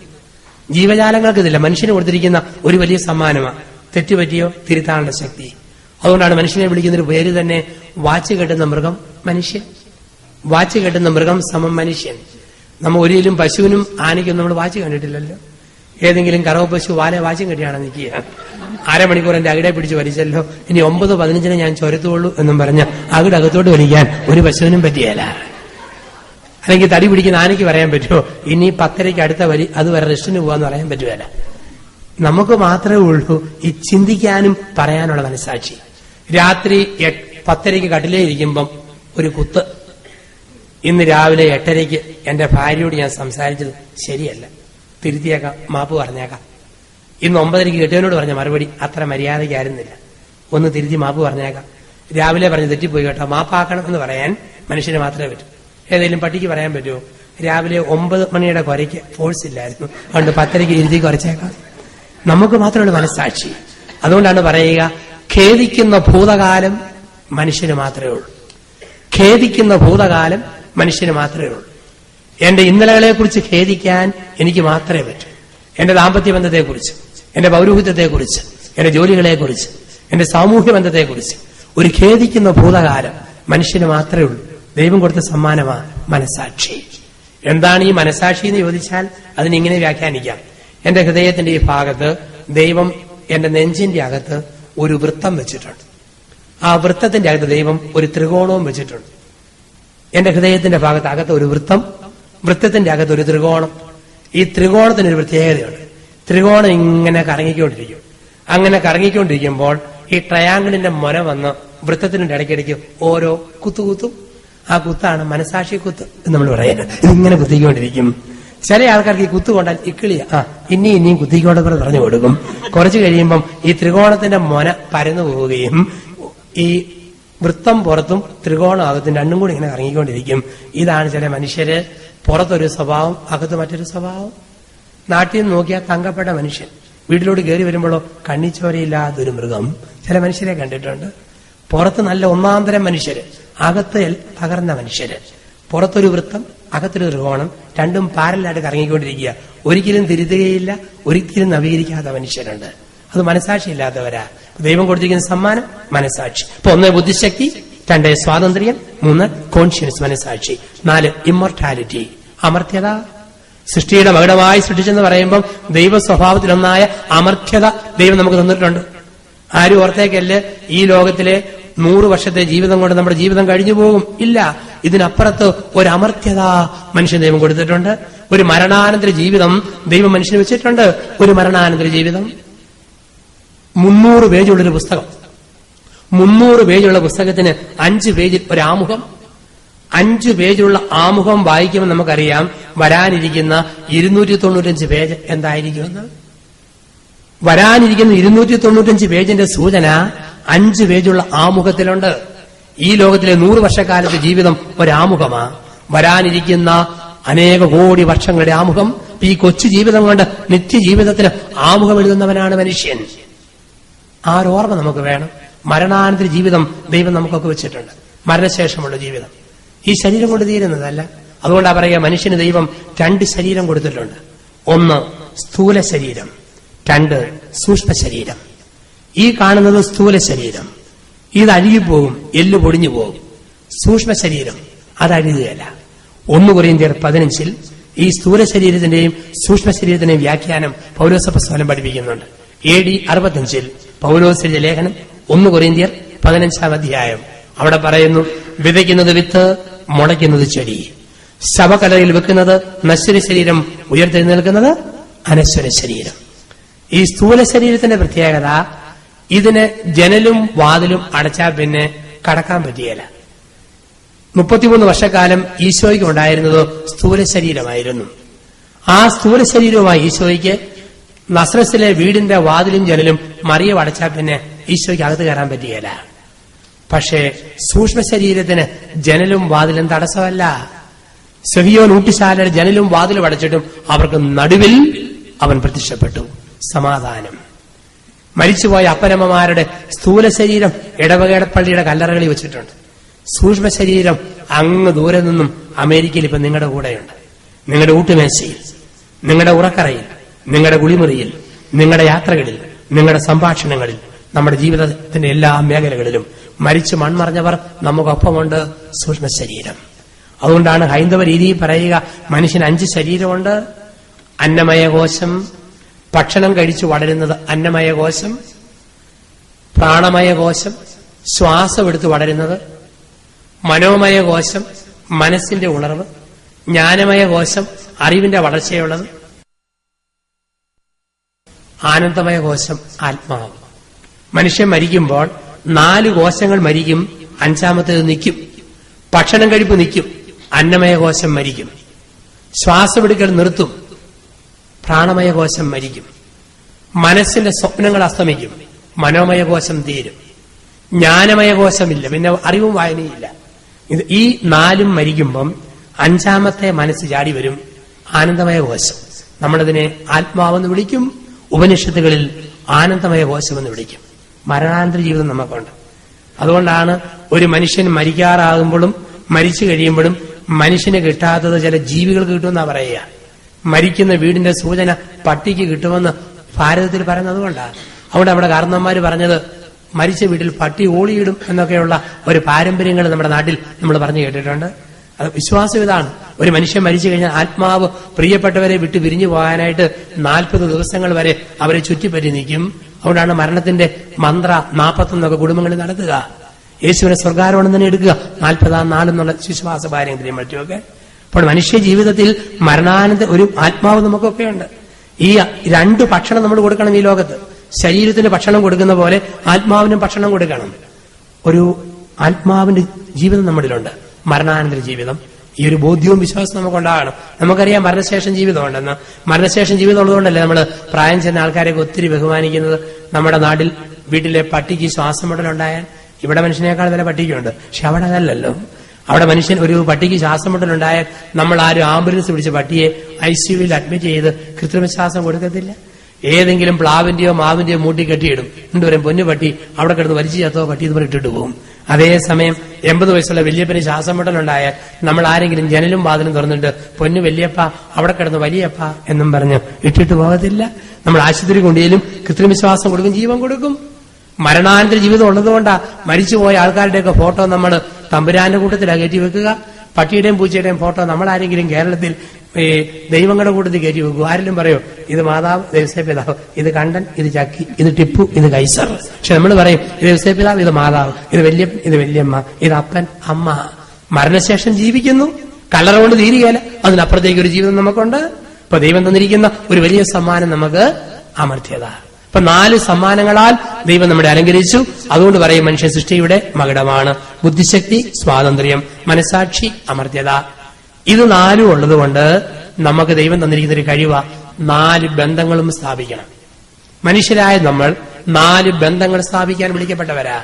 1 ദൈവത്തോട്, 2 മനുഷ്യരോട്, 3 മനസാക്ഷിയോട്, 4 പ്രപഞ്ചത്തോട്. 4 ബന്ധങ്ങൾ നമ്മൾ സ്ഥാപിക്കണം. എങ്കിലേ ദൈവതിരുസന്നിധിയിൽ സ്വീകാര്യതയുള്ള മനുഷ്യരായി നമ്മൾ മാറും. 1ാമത്തെ ബന്ധം നമ്മൾ സ്ഥാപിക്കേണ്ടത് ദൈവത്തോട് നമ്മൾ ബന്ധം സ്ഥാപിക്കണം.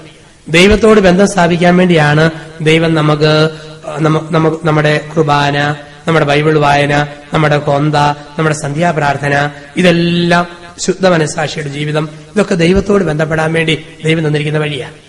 എത്ര പണമുണ്ടെങ്കിലും എത്ര സുഖമുണ്ടെങ്കിലും ദൈവത്തോട് ബന്ധപ്പെടാതെ മനസ്സമാധാനം കിട്ടുകയില്ല. അമേരിക്കയിലും യൂറോപ്പിലും ഒക്കെ നമ്മൾ വന്നു കഴിഞ്ഞാൽ ഇഷ്ടം പോലെ സൗകര്യം വർദ്ധിച്ചു, പക്ഷേ മനസ്സുഖം വർദ്ധിച്ചിട്ടില്ല. ഇവിടെ നിങ്ങൾക്ക് എത്ര രൂപയുണ്ടെങ്കിലും ശരി, നമ്മുടെ നാട്ടിൽ ഇന്ന് 1 ഏക്കർ സ്ഥലവും 5 കിലോ ഷീറ്റും കിട്ടുന്ന ആൾക്കുള്ള മനസ്സന്തോഷവും മനസ്സുഖവും ഇവിടെ കോടികളുള്ളവർക്കും ഇല്ല. സൗകര്യം ഒത്തിരി വർദ്ധിച്ചിട്ടുണ്ട്, പക്ഷെ സുഖം വർദ്ധിച്ചിട്ടില്ല. ഈ സുഖവും സൗകര്യം തമ്മിൽ വ്യത്യാസമുണ്ട്. നേരെ ചെല്ലുമ്പോഴത്തേക്ക് തൊടാതെ തുറക്കുന്ന വാതിലുണ്ട്, നടന്നു പോയാൽ മതി. എന്തൊരു എളുപ്പമാണ് അതൊക്കെ. 2 രൂപ ഇവിടെ കൊടുക്കാവുന്ന വരിയിൽ അമേരിക്കയിലെ വടി വരെ പൊങ്ങി സല്യൂട്ട് കൊടുക്കുന്ന വഴികളുണ്ട്. എല്ലാ സംവിധാനവും ഇവിടെയുണ്ട്. സൗകര്യങ്ങൾ ഒത്തിരി വർദ്ധിച്ചിട്ടുണ്ട്. പക്ഷേ മനസ്സുഖം എത്രമാത്രം വർദ്ധിച്ചു എന്നാണ് നമ്മൾ ഓർക്കേണ്ടത്. മനസ്സുഖം വർദ്ധിച്ചിട്ടുണ്ടോ എന്നുള്ളതാ. അപ്പൊ നമ്മൾ ദൈവവുമായിട്ട് ബന്ധപ്പെടുമ്പോഴാ മനസ്സിന് സുഖം വർദ്ധിക്കുക. അതുകൊണ്ടാണ് സഭാപിതാവായ സെന്റ് അഗസ്റ്റിൻ പറഞ്ഞത്, ദൈവമേ നീ എന്നെ നിനക്കായി സൃഷ്ടിച്ചു, നിന്നിൽ മാത്രം ഞാൻ സംതൃപ്തി കണ്ടെത്തും. നിന്നിൽ മാത്രം ഞാൻ സംതൃപ്തി കണ്ടെത്തും.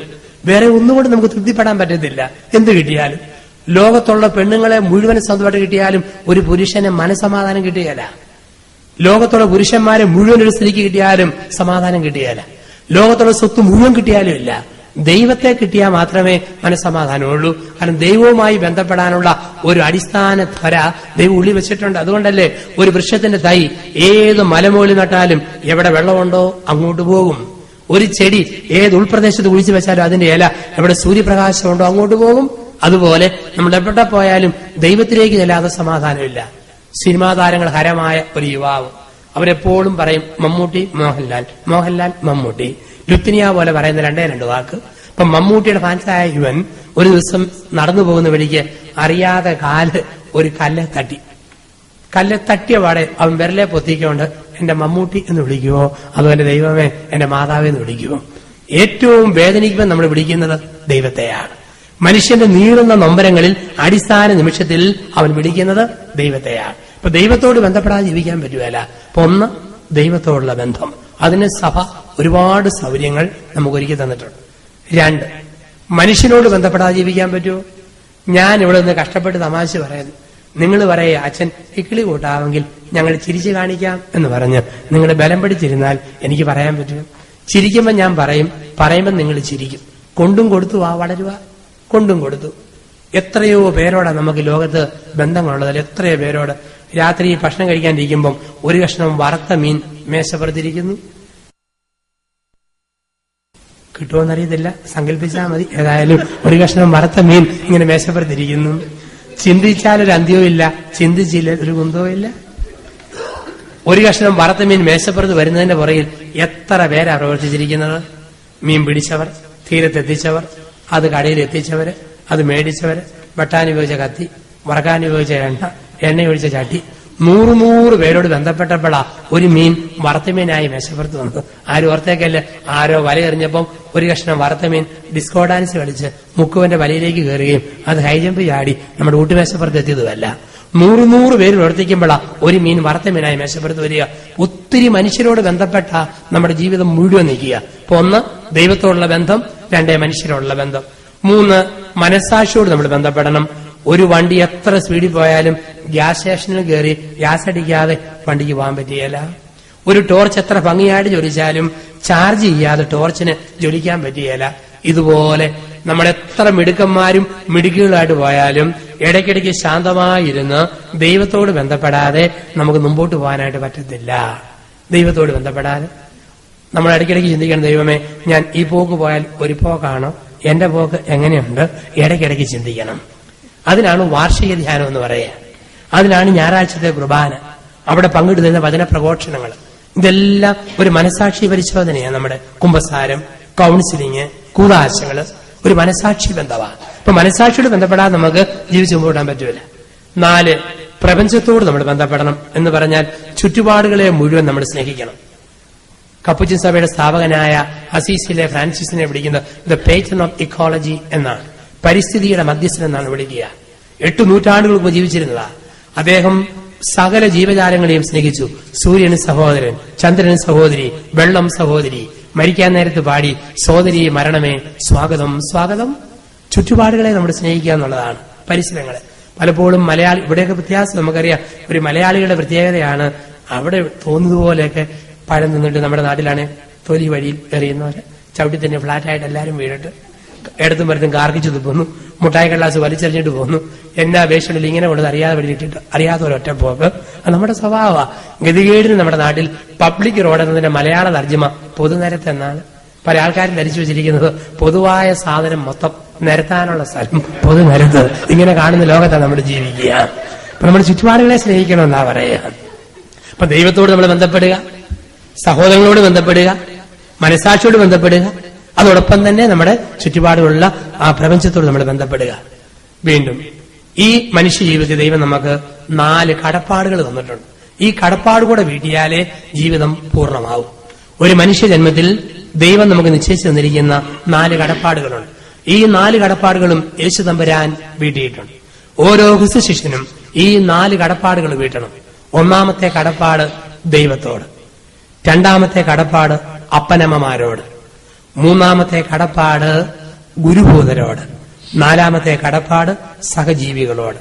4 കടപ്പാടുകൾ ദൈവം നമുക്ക് തന്നിട്ടുണ്ട്. ആ 4 കടപ്പാടുകൾ നമ്മൾ വീട്ടണം. ദൈവം മനുഷ്യന് കൊടുത്തിരിക്കുന്ന 4 ബാധ്യതകളാണ്, 4 കടപ്പാടുകൾ. ഒന്നാമത്തെ നമുക്ക് ദൈവത്തോടുള്ള കടപ്പാടാണ്. പ്രത്യേകിച്ച് നിങ്ങളൊക്കെ ഓർക്ക് അമേരിക്കയിലേക്ക് എത്തിയിരിക്കുന്ന നിങ്ങളെ സംബന്ധിച്ച്, നമ്മളെ സംബന്ധിച്ച് ഒരു വലിയ കടപ്പാടാണ് ദൈവത്തോടുള്ള നന്ദി. ദൈവം പരിപാലിച്ച് ഇവിടം വരെ എത്തിച്ച കാലങ്ങൾ, ഒന്നുമില്ലായ്മയിൽ ദൈവം നമ്മളെ ഉയർത്തിയ എത്രയോ വലിയ കാര്യങ്ങൾ, പുറകോട്ട് തിരിഞ്ഞു നോക്കുമ്പം പാട്ടുപാടുന്നത് പോലെ നന്ദി ചൊല്ലി തീർക്കുവാൻ ഈ ജീവിതം പോരാ.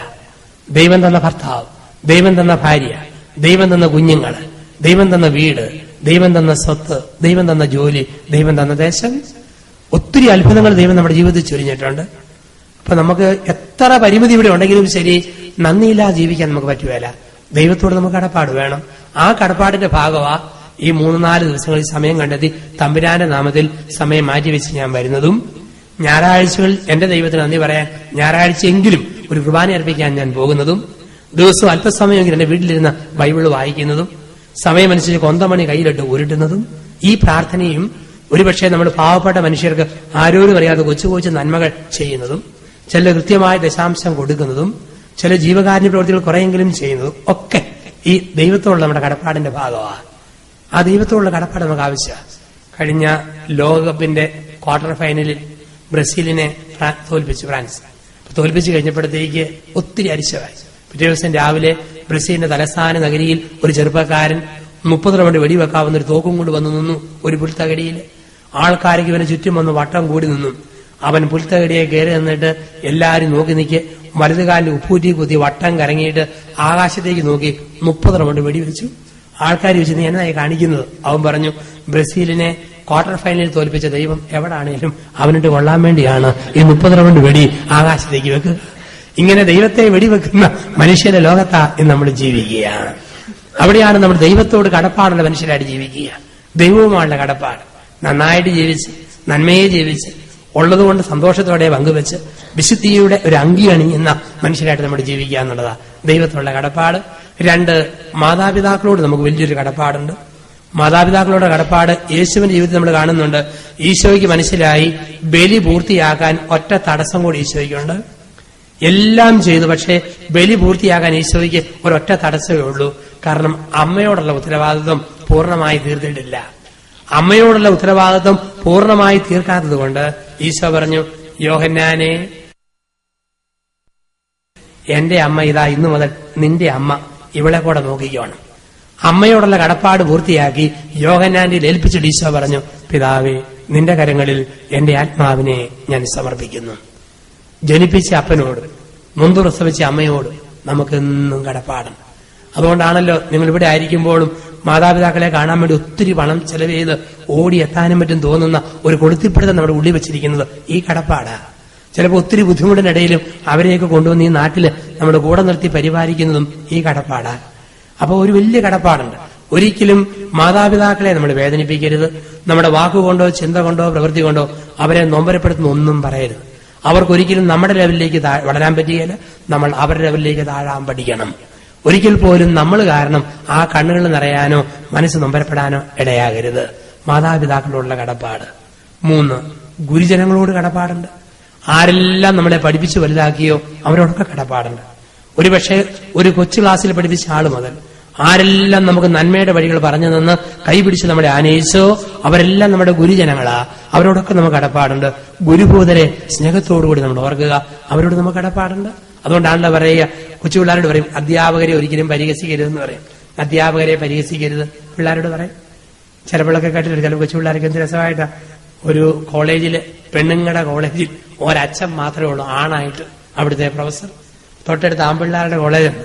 അപ്പം ആമ്പിള്ളാരുടെ കോളേജിൽ പെട്ട ആൾക്കാർക്ക് ഈ അച്ഛനോട് ഭയങ്കര അസൂയ. അച്ഛനിങ്ങനെ കോളേജിൽ നിന്ന് പഠിപ്പിച്ചിട്ട് ബഹുമാനം മാറി എന്ന് പറയും, നോക്കടാ ഫാദർ ഭാഗ്യവാൻ, പോകുന്ന വാക്ക് കൊണ്ടില്ലേ ഫാദർ ഭാഗ്യവാൻ. അപ്പൊ നമ്മളെപ്പോഴും പറയും, കേട്ടാലും കേട്ടില്ലെങ്കിലും പഠിപ്പിച്ച അധ്യാപകരെ, പഠിപ്പിച്ചവരെ, ഗുരുഭൂതരെ ഒരിക്കലും നമ്മൾ കേട്ടോ കേൾക്കാതൊന്നും പറയില്ലെന്നാ പറയാ. അപ്പൊ നമുക്ക് എപ്പോഴും എത്ര വലിയ സ്ഥാനത്തെത്തുമ്പോഴും നമുക്ക് അക്ഷരവിദ്യയുടെ ആദ്യ പാഠങ്ങൾ കുറിച്ച് തന്നവരെയൊക്കെ നമ്മൾ ആദരവോടും സ്നേഹത്തോടും കൂടെ നമ്മൾ ഓർക്കുക. ഗുരുഭൂതരോട് നമുക്കൊരു വലിയ കടപ്പാടുണ്ട്. ഗുരുഭൂതരോട്. 4, സഹജീവികളോട് കടപ്പാടുണ്ട്. സഹജീവികളോട് ഈശോ തന്നെ 33 വർഷക്കാലത്തെ ജീവിതത്തിൽ സഹജീവികൾക്ക് ചെയ്യാവുന്ന നന്മകൾ മുഴുവൻ ചെയ്താണ് യേശു കടന്നുപോയത്. സഹജീവികളുടെ കടപ്പാട്. ഈ പ്രപഞ്ചം മുഴുവൻ പഠിപ്പിക്കുന്ന പാഠം സഹജീവികളോട് കടപ്പാടുണ്ടെന്നുള്ള ജീവിതമല്ല പഠിപ്പിക്കുക. നിങ്ങൾ ഓർത്ത് നോക്കിയേ, പ്രപഞ്ചം മുഴുവൻ പഠിപ്പിക്കുന്ന പാഠം എന്താ? മറ്റുള്ളവർക്ക് വേണ്ടി ജീവിക്കണമെന്നാ പ്രപഞ്ചം മുഴുവൻ പഠിപ്പിക്കുക. ഒരു കോഴി അതിന്റെ മുട്ട സ്വയം കുത്തി കുടിക്കാറില്ല, മറ്റുള്ളവർക്ക് വേണ്ടി ഇട്ടിട്ട് പോവുക. ഒന്നെങ്കിൽ ബുൾസയാക്ക്, അല്ലെങ്കിൽ ഓംലറ്റ് ആക്ക്, അല്ലെ എന്നെ വെച്ച് അടയിരുത്തി കുഞ്ഞുങ്ങളെ വിരിയിക്കുക എന്ന് കോഴി മുട്ട ഇട്ടിട്ട് പോവുക. ഏതെങ്കിലും കോഴി സ്വന്തം മുട്ട കുത്തി കുടിച്ചാലോ കൊട്ടക്കീഴെ കിടക്കുന്ന കോഴിയെ പിടിച്ച് അമ്മ ചട്ടിക്കകത്താകും, അതിനെ ജീവിക്കാൻ അനുവദിക്കുകയല്ല. ഏതെങ്കിലും പശു സ്വന്തം പാല് തല കാലിനിടെ കൂടെ തിരികെ കയറ്റി സ്വന്തം അകലെന്ന് വലിച്ചു കുടിക്കുന്നുണ്ടല്ലോ. അങ്ങനെ കുടിക്കാൻ ശ്രമിച്ചാൽ പശുവിന്റെ മോന്തയ്ക്ക് കൊട്ട കെട്ടിയിടും. പശുവിന്റെ പാല് മറ്റുള്ളവർക്ക് വേണ്ടി അത് കൊടുത്തു പോകും. ഏതെങ്കിലും വാഴ അതിന്റെ കൊല ഞാൻ വളയുന്ന ഹിസ്റ്ററി ഇല്ല, കുനിയുന്ന ചരിത്രം ഒതുക്കുന്നില്ല, ഞാൻ ഷൂട്ടപ്പ് ചെയ്ത് മുകളിലോട്ട് സ്കട്ട് മിസൈൽ പോലെ പൊങ്ങുകയെന്നും പറഞ്ഞ് ഒരു വാഴക്കൊലയും പൊങ്ങിപ്പോകത്തില്ല.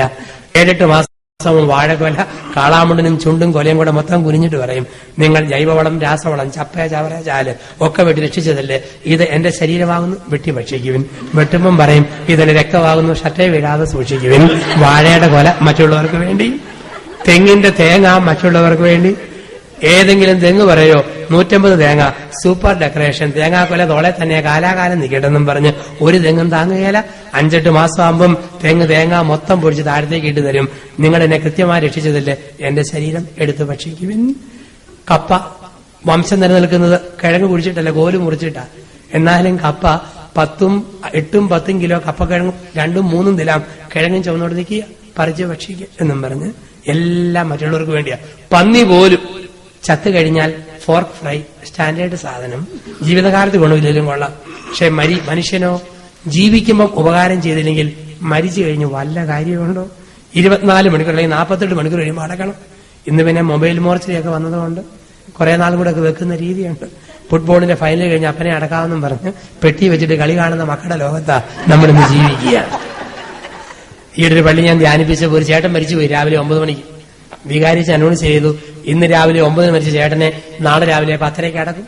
അത് കേട്ടപാടെ മറ്റൊരു ചേട്ടൻ പറയാം, ദൈവമേ നിനക്ക് 1000 നന്ദി, എത്ര നാൾ കൂടിയാ ഫ്രഷ് ആയിട്ട് ഒരു അടക്ക് കൂടാനുള്ള ഭാഗ്യം ലഭിച്ചത്. ഇന്ന് നമുക്ക് വെക്കാൻ പറ്റുന്ന കാലമാ. എന്നാലും മരിച്ചാൽ 1 അല്ലെങ്കിൽ 2 ദിവസം കഴിയുമ്പോൾ അടക്കണം. ഈ സ്വാർത്ഥത മനുഷ്യന് മാത്രമേ ഉള്ളൂ, വിട്ടുകൊടുക്കാത്ത സ്വാർത്ഥത മനുഷ്യന് മാത്രമാ. ഞാൻ പള്ളി പെരുന്നാളിന് പ്രസംഗിക്കാൻ ചെന്നപ്പം വികാരിച്ചൻ എന്റെ സുഹൃത്ത് എന്നെ സെമിനാരി വിട്ട ആളാ. വൈകിട്ട് 7 മണിക്കാ പ്രസംഗം. എന്നോട് പറയാം, അച്ഛൻ ഉച്ചയ്ക്ക് ഉണ്ടേച്ച് നമുക്ക് കുറെ വർത്താനം പറയാം. ഊണും കഴിഞ്ഞ് പള്ളിമുറിയുടെ 1-ാം നിലയിലെ വരാന്തയില് ചാരികസേരെ കാലും നീട്ടി ഞങ്ങൾ ഇന്ന് വർത്താനം പറഞ്ഞിരിക്കുക. ഒരു 2 മണി ആയപ്പോഴുണ്ട് 25 ചെറുപ്പക്കാരി യുവതീ അംഗങ്ങളാ ചേർന്ന് ഒരു മുടുത്ത കമുകും തടി അടയ്ക്കാമരം വെടിക്കൊണ്ട് പോവുക. വലിയ കമുക് തോളെ വെച്ച് നമുക്ക് കഷ്ടപ്പെട്ട് ഏലയ്യ ഐലസ ഒത്തുപിടിയുടെ ആഞ്ഞുപിടിയുടെ അള്ളിപ്പിടിയുടെ അമുക്കിപ്പിടിയിടാന്നും പറഞ്ഞ് ഇമാരിങ്ങനെ പോകുന്നു. ഞാൻ ശ്രദ്ധിച്ചു നോക്കുമ്പം 25 അവന്മാർ കൂടി ചുമക്കുമ്പം 5 അവന്മാരുടെ കാല് നിലത്ത് മുട്ടിയിട്ടില്ല. എല്ലാരും കൂടെ ചുമക്കും, ആഞ്ഞുപിടിയുടെ അള്ളിപ്പിടിയുടെ അമുക്കിപ്പിടിയുടെ മുറുക്കപ്പിടിയുടെ. ഇവന്മാര് തൂങ്ങിക്കിടക്കുക, 20 പേരെ അവന്മാരെ കൂടെ ചുമക്കണം. ഇതാണ് മനുഷ്യന്റെ സ്വഭാവം. അപ്പൊ ഈ സ്വാർത്ഥത മനുഷ്യന് മാത്രമുള്ളതാണ്. അപ്പൊ അങ്ങനെയുള്ള ലോകത്ത് നമ്മൾ മറ്റുള്ളവർക്ക് വേണ്ടി ജീവിക്കാനാ പറയുക.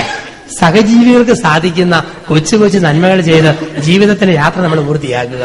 സഹജീവികൾക്ക് നന്മ ചെയ്ത് മുമ്പോട്ട് പോകാനുള്ള ഒരു വിളി ദൈവം നമുക്ക് തരുന്നുണ്ട്. ചിന്തകളെ നമ്മൾ 1.25 മണിക്കൂറായി വരെ ഇരിപ്പാണ്. ചിന്തകളെ നമുക്ക് ഇങ്ങനെ സംഗ്രഹിക്കാം. മനുഷ്യരെ കുറിച്ച് നമ്മൾ ചിന്തിക്കുമ്പോൾ മനുഷ്യ ജീവിതത്തിൽ പ്രത്യേകതയുള്ള ചില മനുഷ്യരുണ്ട്. ഒരു കൂട്ടരെ വിളിക്കും കിരാതൻ, രണ്ടാമത്തെ കൂട്ടരെ വിളിക്കും മാന്യൻ, മൂന്നാമത്തെ കൂട്ടരെ വിളിക്കും ധാർമ്മികൻ, നാലാമത്തെ കൂട്ടരെ വിളിക്കും ആത്മീയൻ. ഇതിലേതിപ്പെട്ടതാ നിങ്ങൾ ഞാനെന്ന് ഈ രാത്രിയിൽ ഒന്ന് ചിന്തിക്കുക. കിരാതൻ അല്ലെങ്കിൽ പ്രാകൃതൻ, 2 മാന്യൻ, 3 ധാർമ്മികൻ, 4 ആത്മീയൻ. ഏത് സ്റ്റേജിൽ ഞാൻ എത്തിയിട്ടുണ്ട്? കിരാതൻ പണ്ടത്തെ കാടന്മാരും രാക്ഷസന്മാരുമാണ്. ആരെയും ഏത് സ്ത്രീയെയും ചാടി വീണ് നശിപ്പിക്കുന്നു, എന്തും കൊള്ളയടിക്കുന്നു, എന്തും പിടിച്ചു പറിക്കുന്നു, വെട്ടും കുത്തും കൊലയും വെടിയും ഉപദ്രവമായിട്ട് നടക്കുന്ന മനുഷ്യർ കിരാതൻ. ഒരുപക്ഷെ കിരാത യുഗം ഇന്ന് മാറിയിട്ടുണ്ട്. കിരാതന്മാർക്ക് ഒത്തിരി മാറ്റം വന്നിട്ടുണ്ട്. പണ്ടൊക്കെ ഗ്രാമങ്ങളിൽ കുടിച്ചിട്ട് മുണ്ടൊക്കെ അതിർത്തി ലംഘിച്ച് പൊക്കിക്കുത്തി തലക്കെട്ടും കെട്ടി തോന്നുന്നൊക്കെ വിളിച്ചു പറഞ്ഞ് നടക്കുന്ന മനുഷ്യരുണ്ടായിരുന്നു. ഇന്ന് അതൊക്കെ ഒരു നാണക്കേടായിട്ട് മാറിയിട്ടുണ്ട് നമ്മുടെയൊക്കെ നാട്ടിലാണേലും. ഇപ്പം കിരാതനല്ല നമ്മൾ. 2 മാന്യൻ. പലപ്പോഴും ഒരു 50% പേരും ഇന്ന് മാന്യന്മാരാണ്. മാന്യൻ എന്ന് പറഞ്ഞു കഴിയുമ്പോൾ ആര് നോക്കിയാലും ഒരു മാന്യനായ മനുഷ്യൻ, മാന്യമായ ഇടപെടൽ. പക്ഷെ ഒത്തിരി അടുക്കുമ്പം കണക്കാ എന്ന് പറയുന്ന മനുഷ്യരുണ്ട്. പകലൊക്കെ കാണുമ്പം മാന്യൻ, പക്ഷെ കുറച്ച് അടുക്കുമ്പം കണക്ക്. കുറച്ച് നമുക്കറിയാമല്ലോ, ചിലപ്പോൾ കുറച്ച് നമ്മുടെ ബന്ധങ്ങളൊക്കെ സ്ഥാപിച്ചു കഴിയുമ്പോഴല്ലേ നമുക്ക് ഓരോരുത്തർക്കും തനി സ്വഭാവം പറ്റിയൊക്കെ വരിക. അപ്പം കുറച്ച് നാൾ കാണുമ്പോഴത്തേന് നമുക്ക് ഒരാഴ്ച കാണുന്ന നല്ല എളുപ്പം. ജ്ഞാനഗുരുക്കന്മാരെ ആൾക്കാർക്ക് ഭയങ്കര ഇഷ്ടമാണ്. കാരണം 3 ദിവസം കണ്ടാൽ മതി, അല്ലെ 5 ദിവസം കണ്ടാൽ മതി. എന്നെ അച്ഛന്മാരാണ് ഇങ്ങനെ ആയിരിക്കണം എന്നൊക്കെ പറയാൻ ഒത്തിരി പേരെ കണ്ടിട്ടുണ്ട്. പക്ഷെ ഒരാഴ്ച താമസിക്കുമ്പോഴല്ലേ അറിയുന്നത് എല്ലാരും അങ്ങനെയൊക്കെ തന്നെ ആയിരിക്കും. കുറച്ച് കഴിയുമ്പോഴത്തേക്ക് മാറ്റം വരും. കാരണം ഈ വികാരീച്ചന്മാരും ധ്യാനഗുരുക്കന്മാരും നമ്മുടെ വ്യത്യാസം എന്ന് പറഞ്ഞാൽ, വികാരീച്ചനും ജനവും തമ്മിലുള്ള ബന്ധം കാമുകന്മാരുടെ ബന്ധമാണ്. ഈ ധ്യാനഗുരുക്കന്മാരും ഇടവകയായിട്ടുള്ള ബന്ധം, വികാരീച്ചനും ജനവാളുടെ ബന്ധം ഭാര്യാഭർത്താക്കന്മാരുടെ ബന്ധമാണ്. കാരണം കുറെ നാൾ ഒരുമിച്ച് ജീവിക്കുമ്പോഴത്തേക്ക് അങ്ങോട്ടും ഇങ്ങോട്ടും ഒക്കെ കൊണ്ടും കൊടുത്തും കണ്ടും പ്രശ്നം. അച്ഛന്മാരാകുമ്പോൾ ഒരാഴ്ച കൊണ്ട് ധ്യാനിപ്പിച്ചാൽ ഇനി ഇപ്പൊ ഒരു 4 ദിവസം ധ്യാനിപ്പിച്ചിട്ട് നല്ല ഇംപ്രഷൻ നിന്നിട്ട് എളുപ്പത്തിൽ ഓടാൻ എളുപ്പമാണ്. അത് നമുക്കൊരു മാന്യന്റെ മുഖം ഇടാൻ എപ്പോഴും എളുപ്പമാണ്. ഞാൻ പലപ്പോഴും ഓർക്കും, ഞങ്ങളെക്കാ കഷ്ടം പലപ്പോഴും വികാരിയച്ഛന്മാർക്കാണ്. കാരണം ഞങ്ങൾക്ക് ഇച്ചിരി എളുപ്പമുണ്ട്. ഒന്നുമില്ലെങ്കിലും വെറൈറ്റി ഭക്ഷണമുണ്ട് ഞങ്ങൾക്ക്. എന്തെല്ലാം വെറൈറ്റി, ഓരോ സ്ഥലം ചെല്ലുമ്പോൾ ഓരോരോ ഐറ്റങ്ങളും ഇങ്ങനെ കഴിച്ചു ഇപ്പം ആശ്രമത്തിലാണേലും അച്ഛന്മാരാണല്ലോ. ഇവിടങ്ങളിൽ കുഴപ്പമില്ല, നാട്ടിലൊക്കെ ആണെന്ന് വരില്ല. ഓർക്കും ദൈവമേ എന്ത് കഷ്ടപ്പാടാ, മടത്തിൽ നിന്ന് ഇടുന്ന ഒരേ ഐറ്റം. തിങ്കളാഴ്ച ഇഡ്ഡലി, ചൊവ്വാഴ്ച ദോശ, ബുധനാഴ്ച ഉപ്മാവ്, 4ാമതുണ്ട് ഓരോരോ സാധനം കൃത്യം വരുന്നതറിയാം. അവർ ഓരോന്നൊരു പ്രത്യേക ഐറ്റം. ഞങ്ങളൊക്കെ പള്ളിയിൽ ചെല്ലുമ്പോഴത്തേക്ക് അച്ഛന്മാർക്ക് ഭക്ഷണം കിട്ടുന്നത് മടത്തിൽ നിന്നാണോ ഹോട്ടലിൽ നിന്നാണോ എന്ന് വീട്ടിൽ നിന്നാണോ ഞങ്ങൾ തിരിച്ചറിയുന്നത് ഏത്തയ്ക്ക നോക്കിയിട്ടാണ്. നേന്ത്രപ്പഴം. ഈ നേന്ത്രപ്പഴം നോക്കുമ്പോൾ അറിയാം വികാരിയച്ഛന്റെ ഭക്ഷണം എവിടെ നിന്നാണ്. വീട്ടിൽ നിന്നോ ഹോട്ടലിൽ നിന്നോ ആണെങ്കിൽ നല്ല നേന്ത്രപ്പഴം പുഴുങ്ങിയിട്ട് ടോർച്ച് പോലെ വടി പോലെ ഇങ്ങനെ പത്രത്തിൽ പൊതിഞ്ഞ് ഇങ്ങനെ വെച്ചേക്കും. ഒത്ത സാധനം. ഇനി മടത്തിൽ നിന്നാണിത് വരുന്നതെന്ന് ഒരു കൃത്യമായിട്ട് അറിയാം.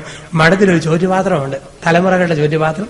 അതിനകത്ത് ഇങ്ങനെ വെച്ച് മടത്തിലെ ഏത്തയ്ക്കാപ്പഴമാണെങ്കിൽ അത് എപ്പോഴും ഒരു ഭ്രൂണാവസ്ഥയിൽ ഇങ്ങനെ വളഞ്ഞിരിക്കും. ഇത് കണ്ടാൽ അറിയാം ഇത് മടത്തിൽ നിന്ന് ഏത്തപ്പഴവാ, ഇത് വീട്ടിൽ നിന്നുള്ളതല്ല, ഇത് ഹോട്ടലിൽ നിന്നുള്ളതല്ല. അപ്പൊ ഒരേ ഭക്ഷണം, ഒരേ രീതി, എന്നും കണ്ടുമടുത്ത മുഖം, ഒരേ കമന്റുകള്, പരമ ബുദ്ധിമുട്ടുണ്ടാകും നമ്മുടെ ജീവിതത്തിൽ. അപ്പൊ അങ്ങനെയുള്ള സമയത്തൊക്കെ നമ്മുടെയൊക്കെ നിറം എന്തെന്നറിയുക. പലപ്പോഴും നമ്മള് പ്രാകൃതരല്ല, കിരാതരല്ല, ഒരുപക്ഷെ മാന്യമായ സംസാരം, ഡിഗ്നിഫൈഡ് ഡീലിംഗ് ആണ്, കാൽക്കുലേറ്റഡ് വാക്കുകളെ പറയുന്നുള്ളൂ, എല്ലാം കൊണ്ടും ഒക്കെ മാന്യം. ഒരുപക്ഷെ നമ്മൾ നല്ല ശതമാനം ക്രൈസ്തവരും മാന്യന്റെ ശൈലിയിലെത്തും. 3, ധാർമ്മികർ. ഒരു നല്ല ശതമാനം പേര് ധാർമ്മികരുമാണ്. നല്ല ധാർമ്മികതയുള്ള മനുഷ്യർ. നമ്മൾ പറയും AK-ആന്റണിക്ക് ഒരു ധാർമ്മിക മനസാക്ഷി ഉണ്ടെന്ന് പറയും. ധാർമ്മിക രാഷ്ട്രീയക്കാരെ കുറിച്ച് പറയും, ചിലരെ കുറിച്ച് പറയും. ഇപ്പം ഈ ചന്ദ്രശേഖരൻ CPI നല്ലൊരു മന്ത്രിയായിരുന്നു. അദ്ദേഹം ധാർമ്മികതയുള്ള ഒരു മനുഷ്യനാണ്. ഇപ്പം ഈ മന്ത്രിസഭയിൽ അല്പം വിവരമുണ്ടെന്ന് പറയാവുന്ന ഒരാളുണ്ടെങ്കിൽ ബിനോയ് വിശ്വം എന്ന് പറയുന്ന ഒരാളാണ്. അപ്പൊ ചിലർ പറയും അവന് ഒരു ധാർമ്മികതയുണ്ട്, നല്ല മനുഷ്യനാണ്. കാരണം ഇന്ത്യയൊക്കെ മന്ത്രിസഭ എന്നൊക്കെ പറഞ്ഞു കഴിയുമ്പോഴത്തേക്ക് വലിയ കഷ്ടമാണ്. 10ാം ക്ലാസ് കഴിഞ്ഞവർ തന്നെ വളരെ കുറവാണെന്നാണ് പൊതുവെ പറയുക. അതിന്റെയൊക്കെ പ്രകടനങ്ങൾ നാട്ടിൽ ശരിക്കും വിദ്യാഭ്യാസ മന്ത്രി ഉൾപ്പെടെ കാഴ്ചവെക്കുന്നുണ്ട്. ഒരു മന്ത്രിയെക്കുറിച്ച് ഈയിടെ സരസമായിട്ട് നാട്ടിൽ പറച്ചിലുണ്ടായി. ഒരു മന്ത്രി പറഞ്ഞു, ഈ ഗവൺമെന്റ് എല്ലാവരെയും ടൂറിസ്റ്റുകളെ ആകർഷിക്കാനായിട്ട് ഒത്തിരി പ്രതിജ്ഞാബദ്ധമായ ഒരു ഗവൺമെന്റാണിത്. ഞങ്ങൾ അനേകം ടൂറിസ്റ്റുകളെ ഈ നാട്ടിലേക്ക് കൊണ്ടുവരും. ടൂറിസ്റ്റുകളെ ആകർഷിക്കാൻ വേണ്ടി ഞങ്ങൾ ചെയ്യുന്നത് ഇവിടെ മദ്യഷാപ്പുകളോ മയക്കുമരുന്ന് കേന്ദ്രങ്ങളൊന്നും അല്ലാതെ ആത്മഹത്യാപരമാണ്. അതുകൊണ്ട് എല്ലാവരെയും ആകർഷിക്കാൻ വേണ്ടി ഞങ്ങളിവിടെ ചെയ്യാൻ പോകുന്നത് എറണാകുളത്തും തൊടുപുഴയും മുണ്ടക്കയത്തും ഈ ഗവൺമെന്റ് അടിയന്തരമായി ഓരോ 200 സ്ഥാപിക്കാൻ തീരുമാനിച്ചിരിക്കും. 200 സ്ഥാപിക്കുക എന്നുള്ളത് ഗവൺമെന്റിന്റെ ദൃഢനിശ്ചയമാണ്. അപ്പൊ 200ന്റെ വിജയത്തിലൂടെ എല്ലാവരും പ്രാർത്ഥിക്കണം. ജയ് ഹിന്ദ് എന്ന് പറഞ്ഞ മന്ത്രി അങ്ങ് പോയി. ആൾക്കാർക്ക് ഒരു പിടിയും കിട്ടിയില്ല. ഈ എറണാകുളത്തും തൊടുപുഴയും മുണ്ടക്കയത്ത് എന്നാ 200? അപ്പൊ അദ്ദേഹം മന്ത്രിയോട് ചോദിച്ചു, തന്നെ അങ്ങനെ പറഞ്ഞെന്ന് ചോദിച്ചു. ഉടനെ പറയാം, എനിക്കറിയത്തില്ലല്ലോ, സെക്രട്ടറി എഴുതി തന്ന പ്രസംഗിക്കാനല്ലേ എനിക്കറിയത്തുള്ളൂ, അതുകൊണ്ട് ഞാൻ അങ്ങനെ പറഞ്ഞാന്ന് പറഞ്ഞു. സെക്രട്ടറിയോട് ചോദിച്ചു. സെക്രട്ടറി പറഞ്ഞു, ഈ പാട്ടക്കച്ചവടക്കാരനും കാലിച്ചാക്ക് കച്ചവടക്കാരനും ഒക്കെ മന്ത്രിയായാൽ, 10ാം ക്ലാസ് പോലും പൂർത്തിയാകാത്തവരും മന്ത്രിയായാൽ ഇങ്ങനെയൊക്കെ പറഞ്ഞില്ലേ അത്ഭുതമുള്ളൂ. ഞാൻ എഴുതി കൊടുത്തായിരുന്നു ടൂറിസ്റ്റുകളെ ആകർഷിക്കാൻ എറണാകുളത്തും തൊടുപുഴയിലും മുണ്ടക്കയത്തും അടിയന്തരമായി ഓരോ സൂ തുടങ്ങണം എന്ന് എഴുതി കൊടുത്തതാ. ഇയാളെ അയച്ചപ്പം ഒരു 200 മുണ്ടക്കയത്തും ഒരു 200 തൊടുപുഴയിലും ഒരു 200 എറണാകുളത്തും ആരംഭിക്കണം. അപ്പൊ അങ്ങനെയുള്ളവരുടെ ലോകത്തായി നമ്മൾ ജീവിക്കുക. അത്രയും പഠിത്തവും വിവരവും ഉള്ളൂ. അപ്പം ചില ഈ ധാർമ്മികത പോലും പോയവരാ നയിക്കും നമ്മുടെയൊക്കെ സമൂഹത്തെ. ഇപ്പൊ നമ്മൾ വെറും പ്രാകൃതരോ കിരാതരോ ആണെന്ന് പറയാൻ പറ്റുകയല്ല. അല്പം കൂടെ മെച്ചം മാന്യകൾ, അല്പം കൂടെ ഗ്രേഡ് കൂടി ധാർമ്മികൻ. പക്ഷേ ഇങ്ങനൊരു നല്ല ഇടവ സമൂഹത്തിന്റെയൊക്കെ ഭാഗമായിട്ട് ജീവിക്കാൻ പറ്റിയ നമ്മൾ ധാർമ്മികരിൽ നിന്നും ഒരു 4th സ്റ്റേജിലേക്ക് നമ്മൾ വളരണം. അതാണ് ആത്മീയൻ. എന്താണ് ഈ വ്യത്യാസം? ധാർമ്മികനും ആത്മീയനും തമ്മിൽ വ്യത്യാസം.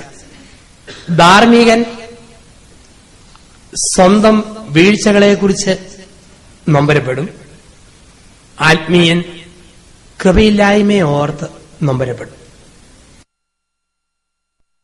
തിന്മ ചെയ്തവൻ പരിഹാരം ചെയ്യണം. ആത്മീയൻ പറയും, എന്റെ ജീവിതം കൊണ്ട് ഞാൻ സകല തിന്മകൾക്കും ലോകത്തിന്റെ തിന്മകൾക്ക് പരിഹാരം ചെയ്യും. ധാർമ്മികൻ പറയും, തെറ്റ് ചെയ്തവൻ ശിക്ഷിക്കപ്പെടണം. ധാർമ്മികൻ പറയും, തെറ്റ് ചെയ്തവൻ, ആത്മീയൻ പറയും, തെറ്റ് ചെയ്തവൻ യേശുവിന്റെ രക്തത്താൽ നീതീകരിക്കപ്പെടണം. അപ്പോൾ നമ്മൾ എത്തേണ്ട അവസ്ഥ ഒരു ആത്മീയ തലത്തിലേക്ക്, ധാർമ്മികരെങ്കിലും ആകണം, പോരാ, ആത്മീയതയിലേക്ക് എത്തണം. ആത്മീയതയിലേക്ക് എത്തിയ ഒരച്ഛന് ദൈവജനത്തെ വിശദീകരിക്കാൻ പറ്റും.